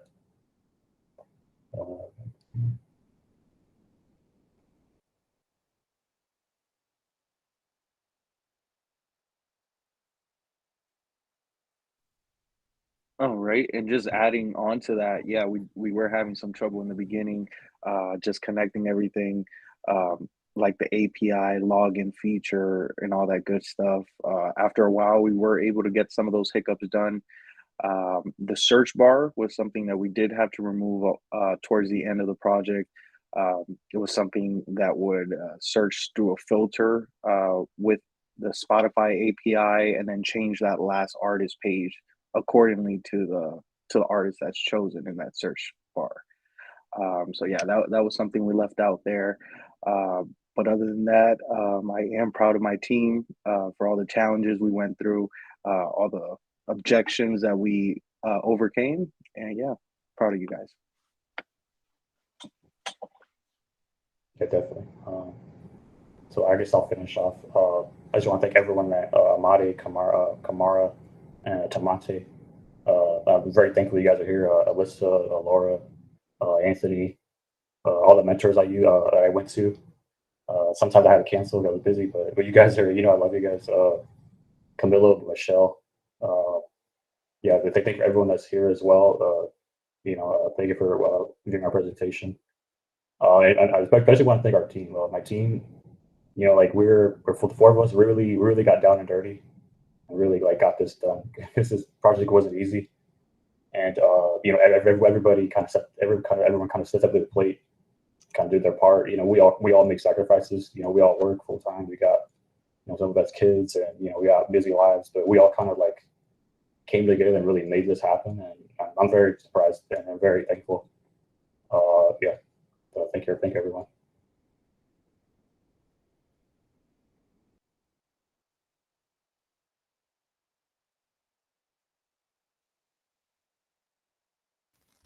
Nice job, guys. I really like this project. It's very, very clean, very user-friendly, has a lot of different functionalities. You can tell you guys worked hard on it. So really nice job. Oh, and I want to say I'm sorry for messing up the name before. I think that we had a typo there. So it's Hypnos, which makes a bunch more sense. Any questions or comments for this group? Good job. Good job. Thank you, Ricky.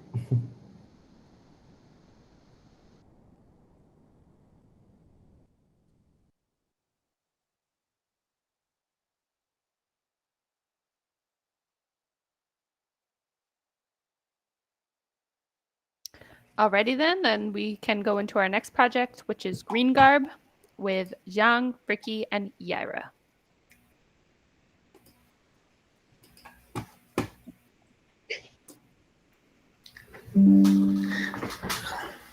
Hi everyone, my name is Sean. Here's our project, Green Garb. So we have amazing team on our team, Ricky and yours. So thank you for coming to our show aside and listen to us. So a little bit about me, I'm Sean. So I got become interested in the technology when I was playing around on website, and that's why I want to be a full stack developer. I want to introduce you to my teammate, Yaira. Hello, my name is Yaira. I'm from Athens, Georgia. I have a passion for science and technology, and I have decided to pursue computer science as a software developer. And here to my teammate, Ricky. Hi, good evening, everyone. My name is Ricky Chong. I'm here from Miami, Florida. My background is in marketing and advertising, which I've been doing for a very long time. And I'm hoping now to switch careers and become a full stack developer with the help of 4Geeks Academy. And with that in mind, we would like to tell you about our special moments on our journey as a developer. I want to say we had a great enthusiastic teacher in Camilo, along with our teacher's assistant, Michelle, and our helpful mentors like Nelson Chang, Jean St. Cloud, and Valerie. Also, I would like to thank my fellow students for the camaraderie that we had amongst ourselves. It was great, a great class. The 4Geeks Academy and my class and our teachers, they created a lot of confidence in us in learning new subjects and in learning a completely new career field. Some of the best times we had was with our duck race, which was something as simple as a duck race, was just very competitive between Leo, Zhang, and Chris, along with Yaira. So we were happy to have that. Next slide, please. Okay, so to tell you a little bit about Green Garb. Green Garb is a marketplace to buy and sell eco-friendly clothing to help reduce the carbon imprint on the environment and the damage through fast fashion. This was challenging because we had to use our knowledge that we learned from 4Geeks, from our bootcamp, and do our own research in creating this website. This pushed our knowledge and skills to create a smooth, user experience design, and it's also mobile friendly. The reason we created something like this and chose to create Green Garb was because there are not many eco-friendly fashion marketplace websites Plus, there's a growing number of consumers who are becoming more environmentally aware of what the fashion industry does to the environment. The fashion industry produces over 100 billion garments a year, and 87% of these end up in a landfill or incinerator. That's a huge carbon imprint on the environment. And with that, I would like to pass it on to Yaira, who will tell you how we built our website.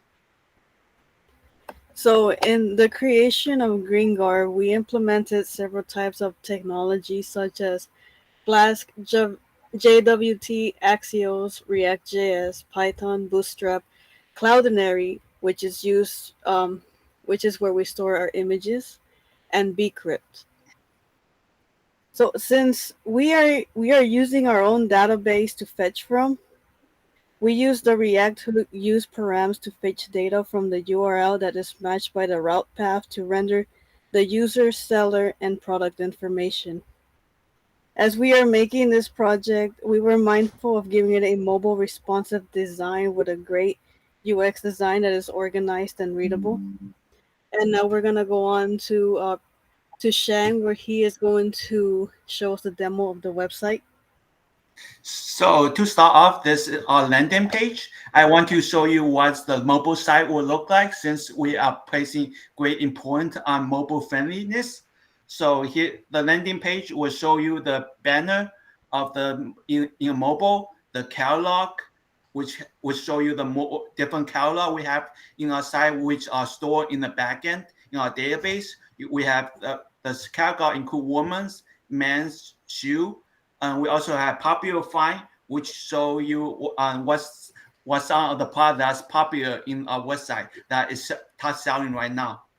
And under that, we have feature shop, which show us different shop that's available in the website.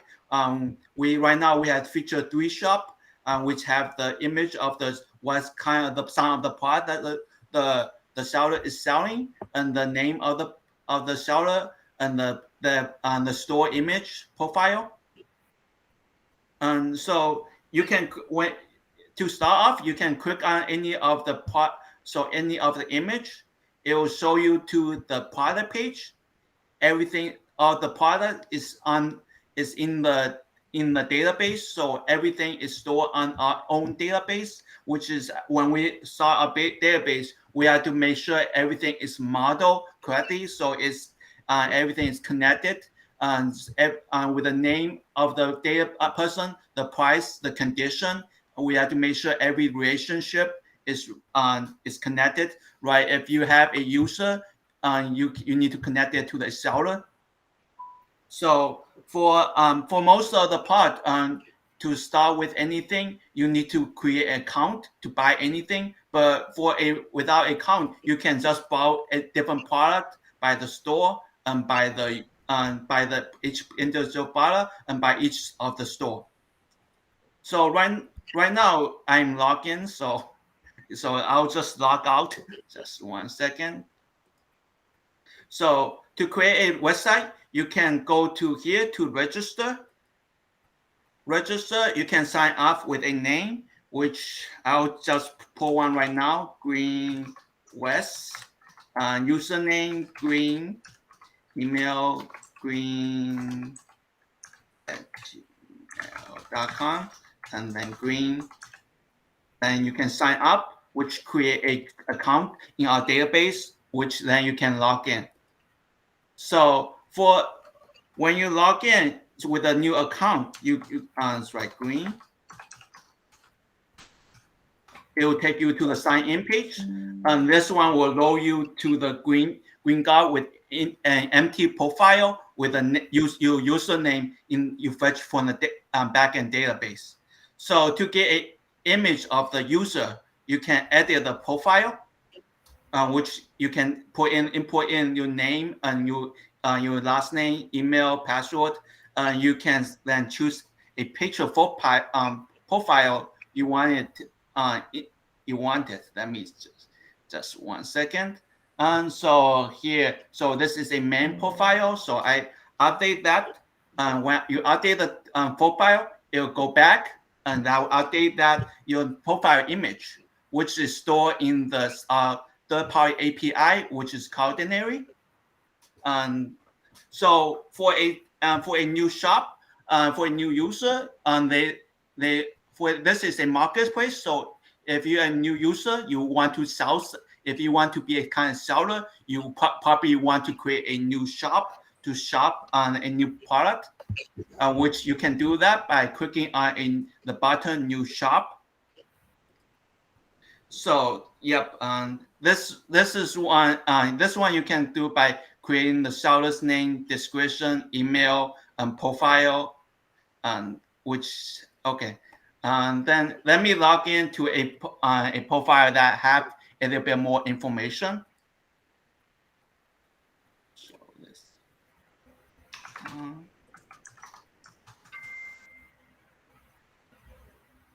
So here, as you can see, this profile have a shop. So this one is that way you can click your shop, which show you the profile of the image of the profile and the name of the shop and description and what item they are selling. So if you don't have any item that they're selling, you can list a new product, which you can create a new product with a name, a description, a price, amount of item you have in hand. You can choose multiple image for the product. And then you can, there's also subcategory, material, and the condition you can choose by use or news. So for the the category is link. So for men's, you can choose between top and bottom. If for shoe, it's sneaker, boots, and sandal. So once you create the product, you can go back here. It will populate over here on the seller page, which show you the item the seller is selling. So here, if you click on, so you can also edit the product by clicking the edit button, the pen, which will show you the it will populate the information that's stored in the database. So you know what the item, and you can edit the information you want to edit. So for this item, right, we have the search bar. If you know what you're looking for, you can search by, when you type it in, you can search by women's tailoring, which it would directly connect you to the women's tailoring page, which show you the products and the new store's name, the name of the products, the price, the condition, and everything detail about the product. For the products, you can add that to your, if you like this product, you can add that to your favorite. You can also add multiple products to the favorite. So here, as you can see, if you click the favorite button, it is going to show why you add it to your favorite product. So we just added 2 image, which is right the 2 product, which is the shoe and this 2 shoe. So you can also delete it by clicking the trash button. Let's go to the main entrance. So for a website for shopping stuff, you cannot have a shopping cart without a checkout button, which is buy now button. If you click buy now button, it will just write, you like this shirt and you can buy it now. It go directly to the checkout button. That checkout button will link you to the checkout page, which populate the name of the user, which is Sean West, which is that's the name I create for this user, and then the item that is in there. Okay, so right, if you have more than one item you can choose, you can add stuff to the cart.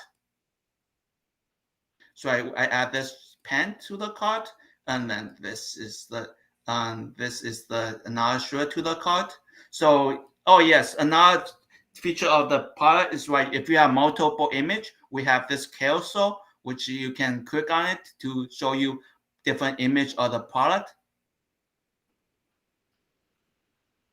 Then let's see.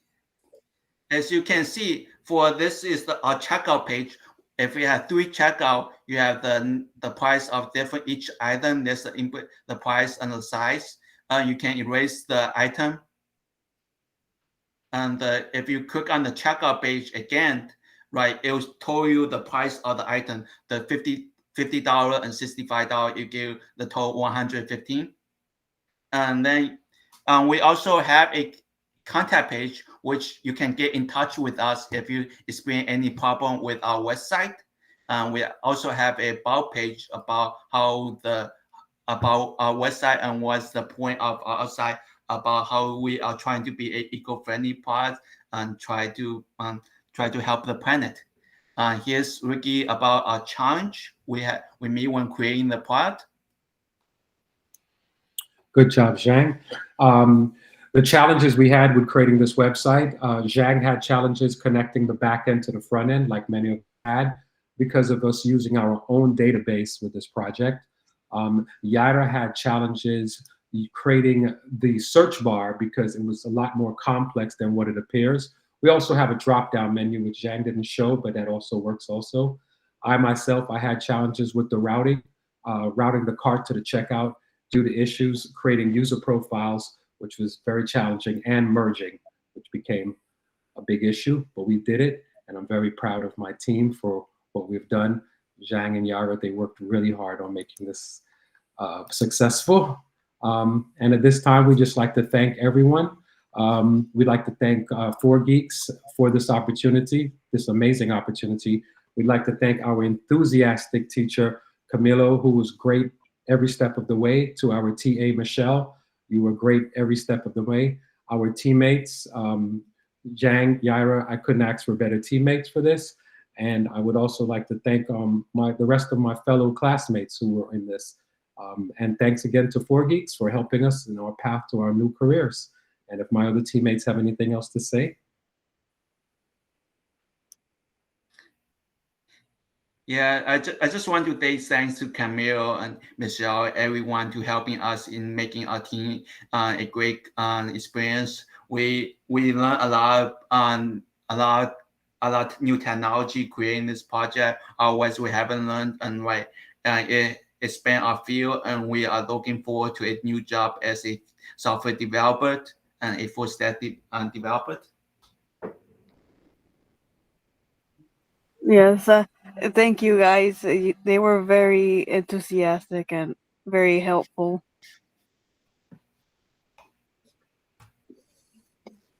Awesome, guys. You guys are getting a ton of praise in the chat and with emotions here. I am personally kind of blown away with just how many features you guys managed to get into the site in such a short amount of time. And you have a team of 3 people. You know, teams can range from 2 to 5 people. So you have 3 people and you still managed to make it happen. Also, Zhang, a big congrats to you. It seems like you took like a real leadership role in this project, and you did a really great job. And you know, we could tell when you were presenting your passion for this project. And you look very nice tonight, all dressed up for the presentation. So I wanted to give you a special shout out. But you guys did a really great job. So big congrats to you guys. Any questions sorry, go ahead. Thank you. I tell you, thank you, Alyssa, for your help, your guidance. Thank you to Laura for her help and her guidance, and Valentina, all 3 of them. Thank you. Any questions or comments for this group? Yes, Leo. Oh, I just say it seems like it's hard. The search bar is like universal, like hard for everybody. Search bars are not very easy to do. Yeah, the search bar is make it responsive, and sometimes the quicker way doesn't work, and when it seems easy, but it's so hard to make. I understand very well. Your website is full of stuff. Is like the fact that you guys get 3 people and did all that stuff. I'm very impressed. We're pretty much spending about 40 to 50 hours a week trying to try to make the website run. It's incredible, and it'll look very good on your portfolio. Your hard work will definitely pay off. All 3 of you. Any other questions? Comments? Just a bunch of cheers and thumbs up and claps. Great job, guys. All right, so we'll move into our last project of the night. Take us home, finish us off strong. Wish or Junk with Robert, Cody, Hyun Sung, Brendan, and Randy. Hey everyone, give me just a second to get this presenting here and we'll get started.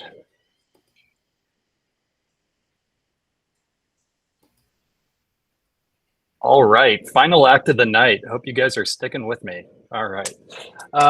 So I am very pleased to be the one to introduce you. My name's Brendan, by the way, to introduce you to Wish or Junk. This is a project that I am personally very passionate about, and it carries a certain level of nostalgia with it for me. I hope and imagine it will for many of you as well. Hopefully, many of you have experienced the magic and the wonder that comes with seeing a shooting star in the sky. I know I did. The first time I actually experienced it, I was a kid playing on the backyard, looking at the night sky, and I saw it dart across. And I was so amazed that, of course, I sprinted into the house to tell my mom all about it. Being the wonderful parent that she was, you can probably guess what she said, not even missing a beat. Well, did you make a wish? This really blew my mind. The idea that I could be looking at something so magical and also make a wish that'll come true and get me things that I really wanted. So of course, I spent the rest of my youth walking around at night, looking up with a crank in my neck, trying to find the things to wish for. But over the years, I unfortunately became very jaded, as many of my wishes weren't fulfilled, and I really didn't know why.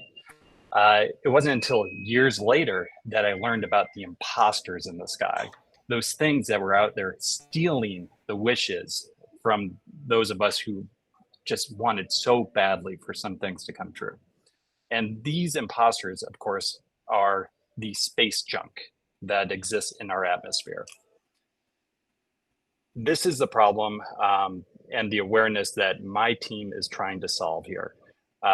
So my team and I, you'll see here, which are illustrated in their abstract form, have put together a really wonderful project to try and educate folks on this situation.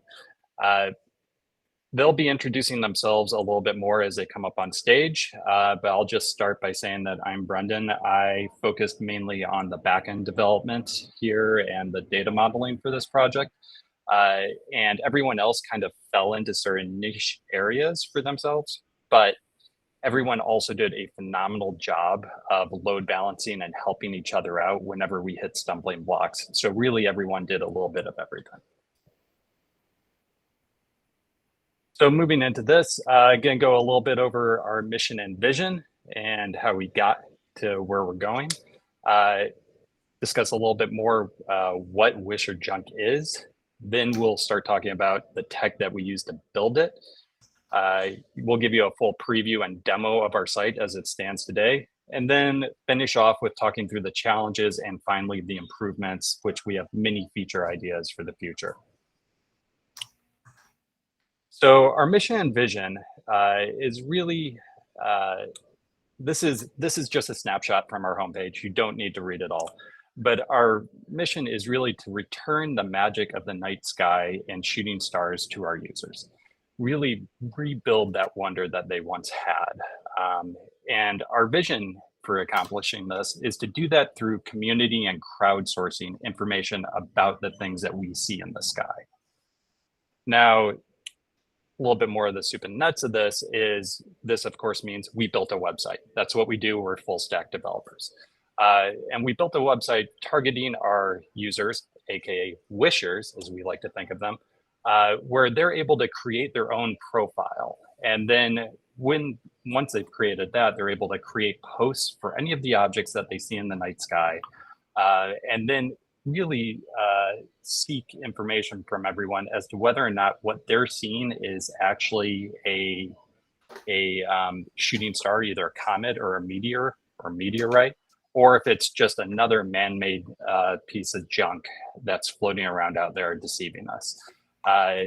And we also took the time to build in a little bit of a bonus feature here to further spread that kind of wonder and information sharing by connecting ourselves to a NASA API and pulling in a daily space photo or fact that will hopefully also just keep people coming back and looking for more.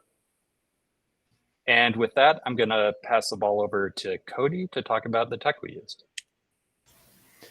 Hello. So my name is Cody, and some of the tech we used in here was, of course, Python with Flask and SQL Alchemy for our backend in order to fill out the users, their posts, the images that are being stored. And then as well as we added Firebase as our way to do the authentication, as well as be able to implement that password reset feature. And then on the front end, we have React with JavaScript, where the HTML5 and CSS3 is. And then we put in a combination of Bootstrap to make everything look as well as we want it to. And then just as a little bonus as well, GitHub is a lifesaver. So that was really crucial in making sure that this all got put together.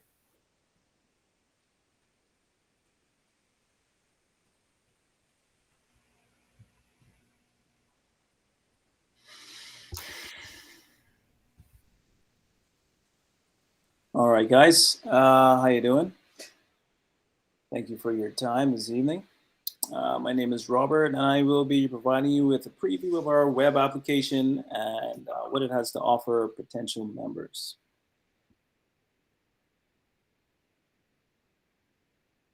Just give me one moment. I'm going to spin it up.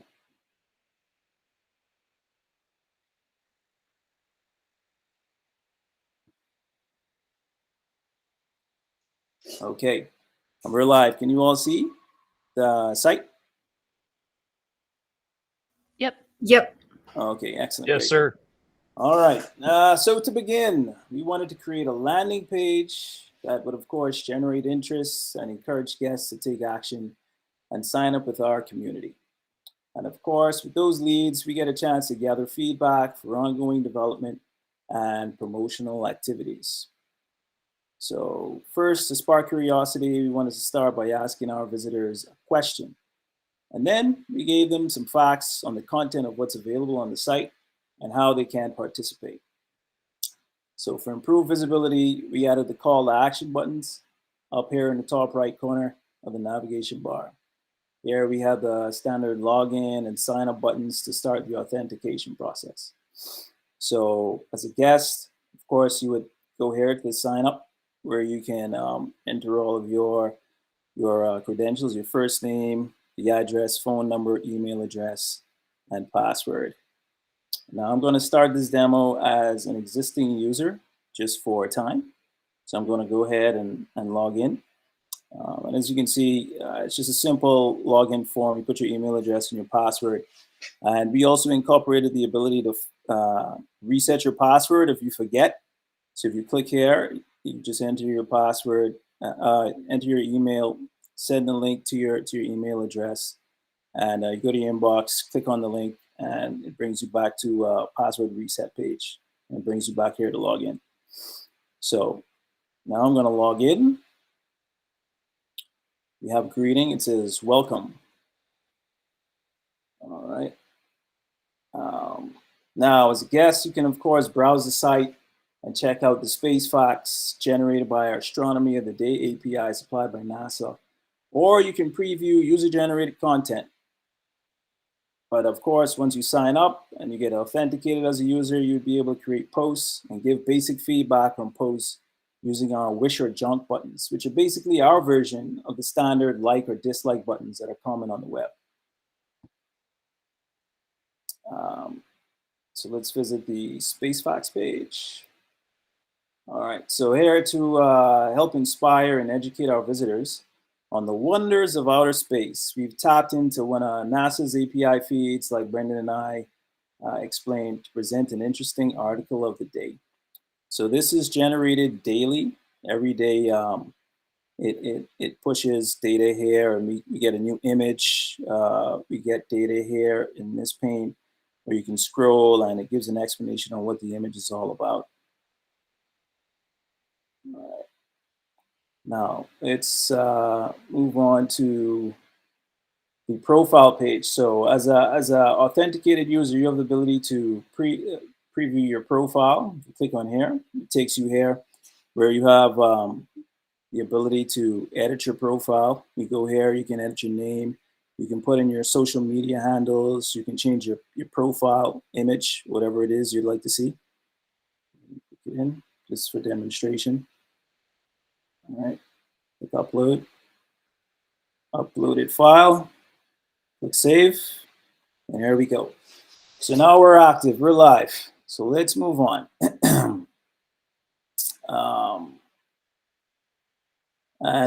Also to add for future functionality, once you visit your profile, we want you to be able to see, your post history and where you stand in the ranks in terms of the number of posts as an active user. So now that we're signed in as a validated user, let's take a look at our post section.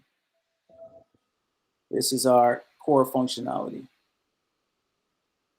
Here we created a view that allows our members to create new posts and stay up to date with new and current posts at the same time. So you can see we have the post form on the side here, and as you create new posts and as other users generate new posts, they appear and they fill in this pane here.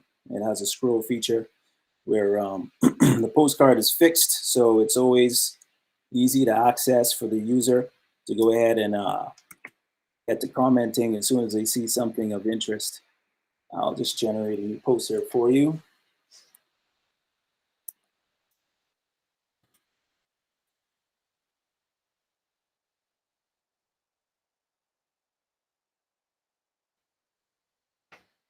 Okay.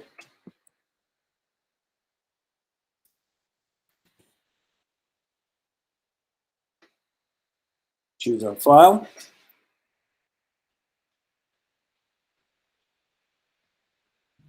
All right. And we click publish.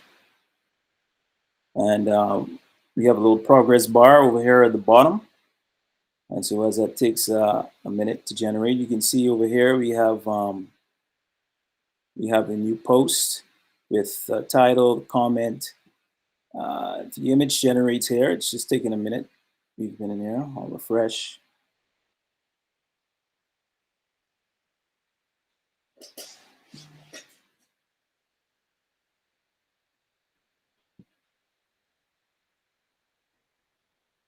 All right, so it seems to be giving me a little bit of time, which we do not have. So go ahead and move on. But as you can see, the post was created here.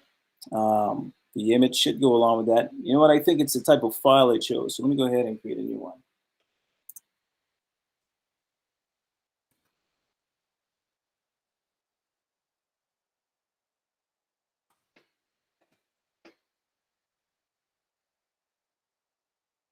Just bear with me one moment, guys.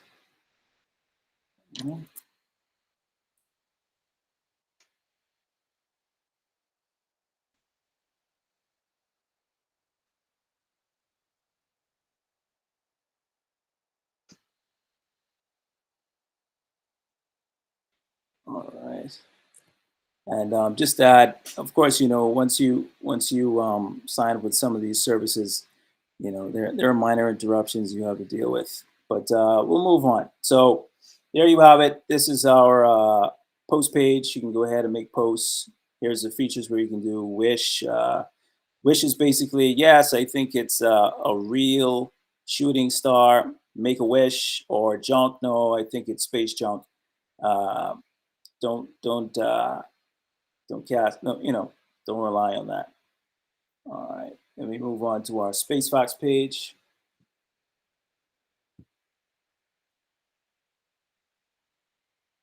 I'm sorry, folks. Seems like the presentation gods are at work right now. We had a big joke with our team earlier. Oh, there we go. We're back in action. All right. So we can go back to the post page. All right. There we go. Thank you for your patience, guys. All right. So as you can see, we have the posts. They're back online. We have the images. We have our post here. And let's move on. So we go here, the space facts, which you already saw. And finally to the About Us page, which we created. It has Cody, myself, Hinsong, Brendan, and Randy. All right. And that's basically it in a nutshell. There is, of course, more development we would love to build and share, but the key thing is, when building an MVP, you need to prioritize the must-haves and core functionality. Like any level of development, there are pitfalls and resource constraints that can limit what you share and what you can ship to users within a closed time frame. And for us, we did have our fair share of challenges, as you can see, what I just experienced on the hotspot. But thank you for your patience. I'm going to go ahead and log out and bring it back.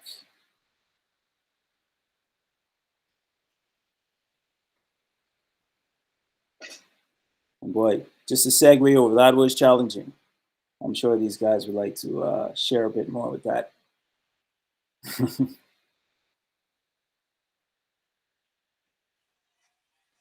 Brendan, you there? I am here and we are presenting. Yeah, I mean, this is a good chance for everyone up on the team to call out their biggest challenge that they had with things. I think, we had started with a grander vision here on what we actually wanted to accomplish and do. And Cody actually had a lot of that. So I think I'll toss that over to him because he started with a lot of this vision.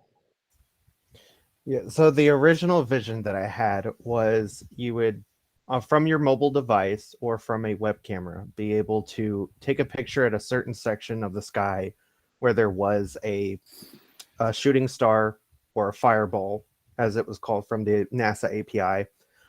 The biggest challenge was being able to triangulate that so that way it translates to where your position is. And it's such a hefty API to be able to use. It would have been a massive undertaking to just simply try to get all of that data pulled in. So we had to rework it into basically a blog site where, just as Brendan said, it's more you're crowdsourcing that information. And then I would say that another big challenge was just being able to just have everything put together within that time frame and still be able to have what we have essentially.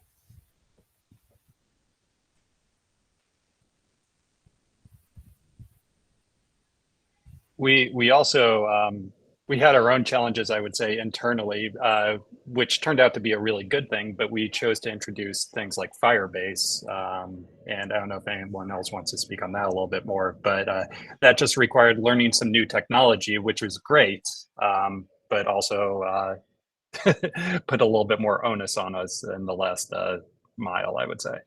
Yeah, Brendan, you're right. With Firebase, it did make some of the tasks a little bit easier, like you explained, and Cody explained. We decided to go with that for the authentication, and we also were using the cloud base and the Firestore to save the information from the posts. So it's saving the images, it's writing the images and all the data from the posts, and then of course you read that and render that here in the post list, like I showed you guys. It took a lot of time. You had to write a lot of JavaScript to kind of get the code going, and then you had to do conditional rendering, and you get the CSS styling that it takes a lot of time. Every time you make an adjustment and you do a push and you do a merge, you find out that there are conflicts, which we did have a lot of conflicts. I'm sure as everyone else did, but we just took our time and we worked through it. Sometimes it's very stressful, but of course, that's the world of tech, right? It's all about working through those bugs, and it was buggy. One thing I can say is in tech, you spend a lot of time out in the deep end, just trying to find your footing, but with research and the ability and the courage to reach out for help, you kind of find your way, and When you finally get it, when that piece of code starts working and your application is doing what you want it to do, it's behaving properly, it's a beautiful moment.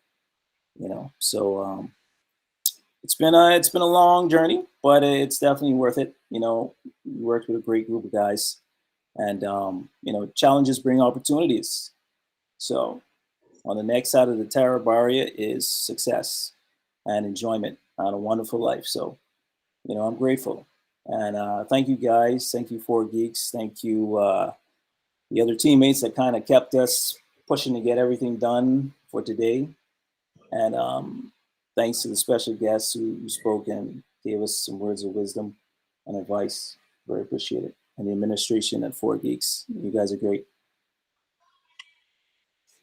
Yep, absolutely. I second everything Robert just said there. And then we've got a few future improvements that we do have in mind.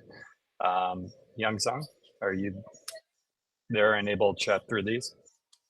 Yeah, sure. My name is Hyun Sang Oh, and this is the future improvements that we want. Extend the voting functionality to include the commenting, and also to get data from the current location and use the data from the telescopes, and especially add a mobile specific feature for the live sky viewing, and add the ability in the profile view to see all of your specific hosts and boats to see. And lastly, add a favorite and sharing functionality to space, facts, and articles. These are the future improvements, and I'll say it was a really hard challenge for do the Firebase integration, but we all did. So, but yeah, I mean, in the future, maybe we'll improve everything by and obviously thankful my team, and they work really hard, and thank you for all.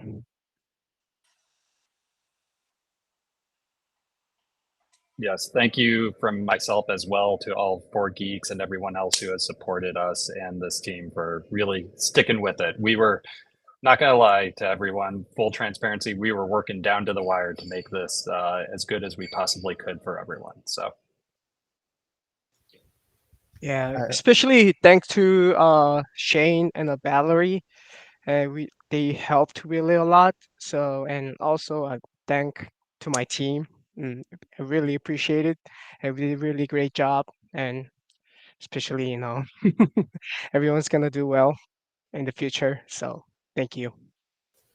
I would also like to thank everyone on my team putting up with me, and then also Shane and Valerie, of course, in terms of their help, their tremendous help in regards to it, and just everyone's participation in it.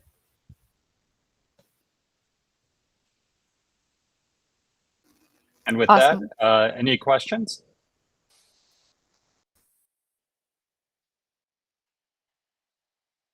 Yeah, go right ahead.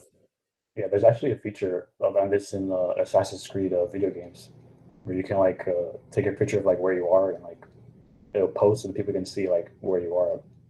And the first thing it reminded when you guys were showing this, had a feature in Assassin's Creed Odyssey. I thought that was really cool that you guys kind of I'm not sure if you guys were inspired by that, but it just reminded me of that.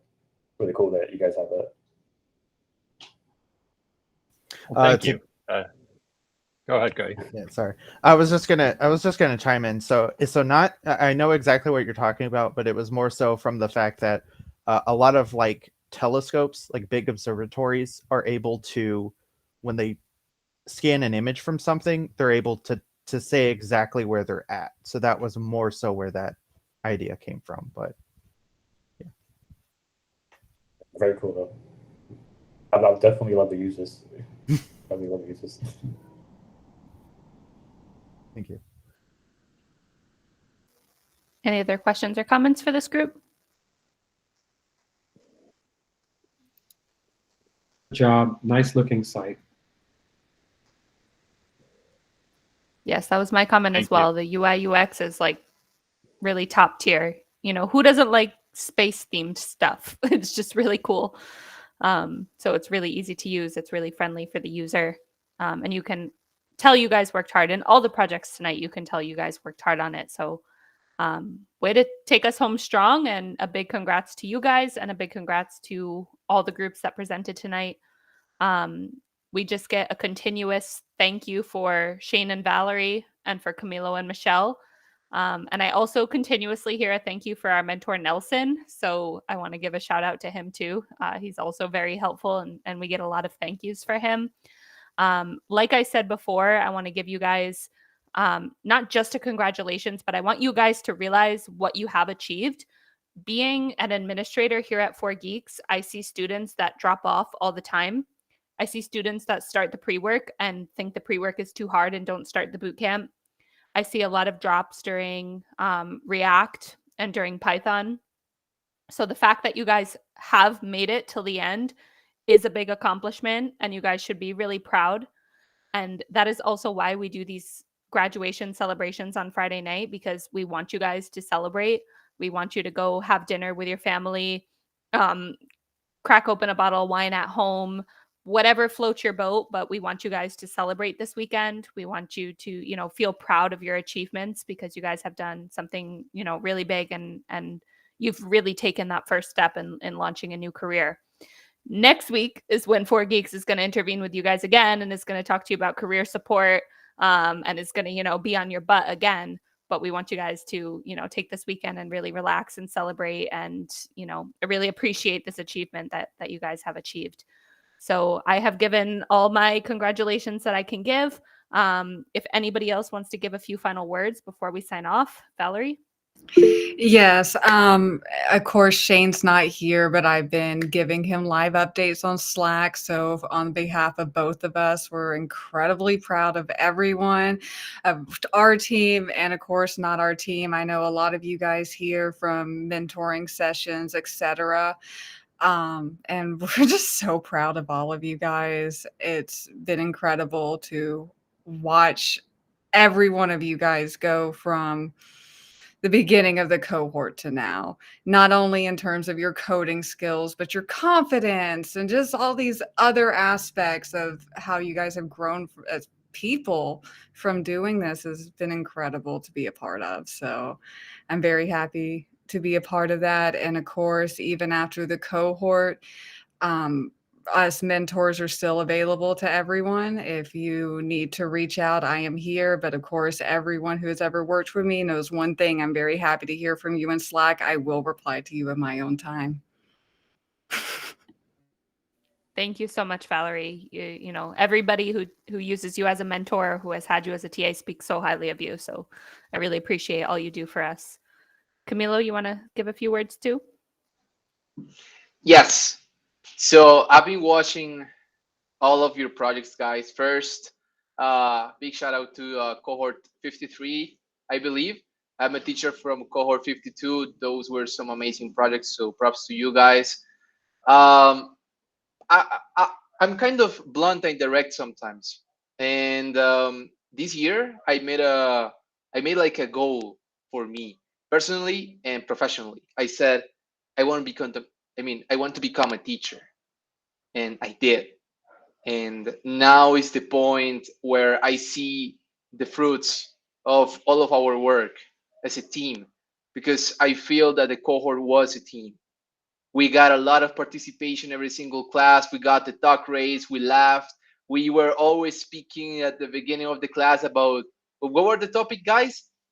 Food, anime, Aliens. aliens. Yeah. Everything we talked about. Yeah, we talked about a lot of topics, and I always told my students on the cohort, look, I'm very busy with a lot of things in my life and in my job, but when I come here to speak with you guys, it's like resting for me. It's like my place where I can relax and I can speak with you guys. It's awesome, right?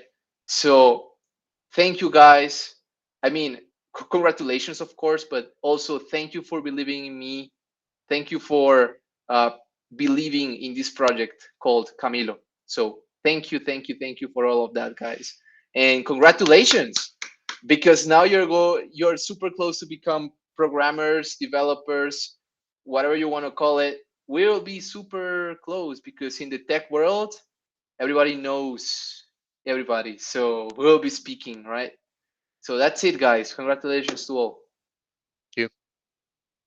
Thank you, Camilo. And huge shout out to you. If you guys didn't know, this was Camilo's first cohort with 4Geeks. And many of our 4Geeks teachers are seasoned, and we feel more comfortable, of course, when a teacher has done 4 or 5 cohorts, it's more easy to trust them. But it was like right from the beginning, we knew Camilo was just awesome. Our CEO who interviewed him was speaking so highly of how he did in the interview, and right from the beginning, like, we really trusted in him, and he's helped us so much with curriculum recommendations and student help and student support, and just like the whole from A to Z. He's been really awesome. So thank you, Camilo, and I'm really happy that your cohort was so happy with you. Leo, you have another comment to make? Oh, I mean, it's so happy to see Camilo here. Like, definitely, like, Camilo, like, whoever is in charge had to give him promotion. Like, he's just way too good. I mean, he's the reason why I'm a better developer. Like, honestly, like, there's times when he's hard on us, but like, I love that.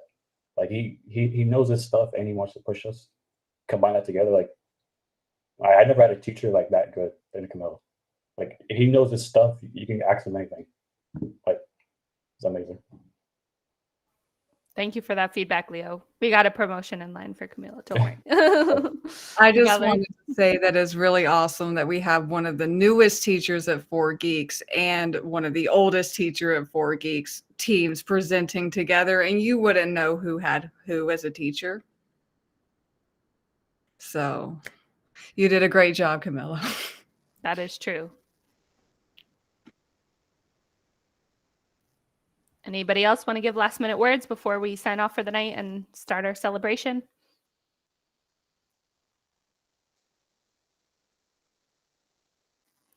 All right, then with that, I will wrap up the event for tonight. One more big congratulations to everybody. Go enjoy, go and celebrate, go enjoy your weekend. And we will all be in contact again next week when we start your second boot camp, which is your job search boot camp. But don't think about that this weekend. Go enjoy, go celebrate. And I hope you all have a great night and a great weekend. And we will see you soon. Thank you. Ciao. Congrats to everyone. Bye. Thank you. Thank you, guys. Oh. Bye. Bye. Bye. Have a good night. Do well. All the best, everyone. Congratulations again, guys. I have like this just kind of sad feeling of like mixed to being proud of them. And I know there's going to be another cohort, but it was like. Yes, your first cohort can always give you those kind of feelings. Like, I'm just like, no, it can't be over. I'm going to miss you guys. You're still a mentor and you're still going to be a TA. You're still going to be here. You're part of it. I got my shirt in the mail. Oh, yay. By the way, Shane is really jealous. He doesn't have a shirt? He doesn't have a shirt. Oh my gosh, we got to get him one ASAP. Yeah, no, that's what he was like. I've been here for over a year and I don't have a shirt. He's been here longer than that. But hear me out. I don't know what team you guys have. I'm thinking red shirt, little guy, Santa hat. For Christmas? Yes. It's a branding thing. They can't play with the colors too much. Fair. And I mean, black is my color scheme. But I'm just saying, I can see him with a Santa hat. Just, it fit nice on there. I'll explore the option. All right, guys, I'm going to stop this recording and sign off. Everybody have a great night. One more congrats. See you guys soon.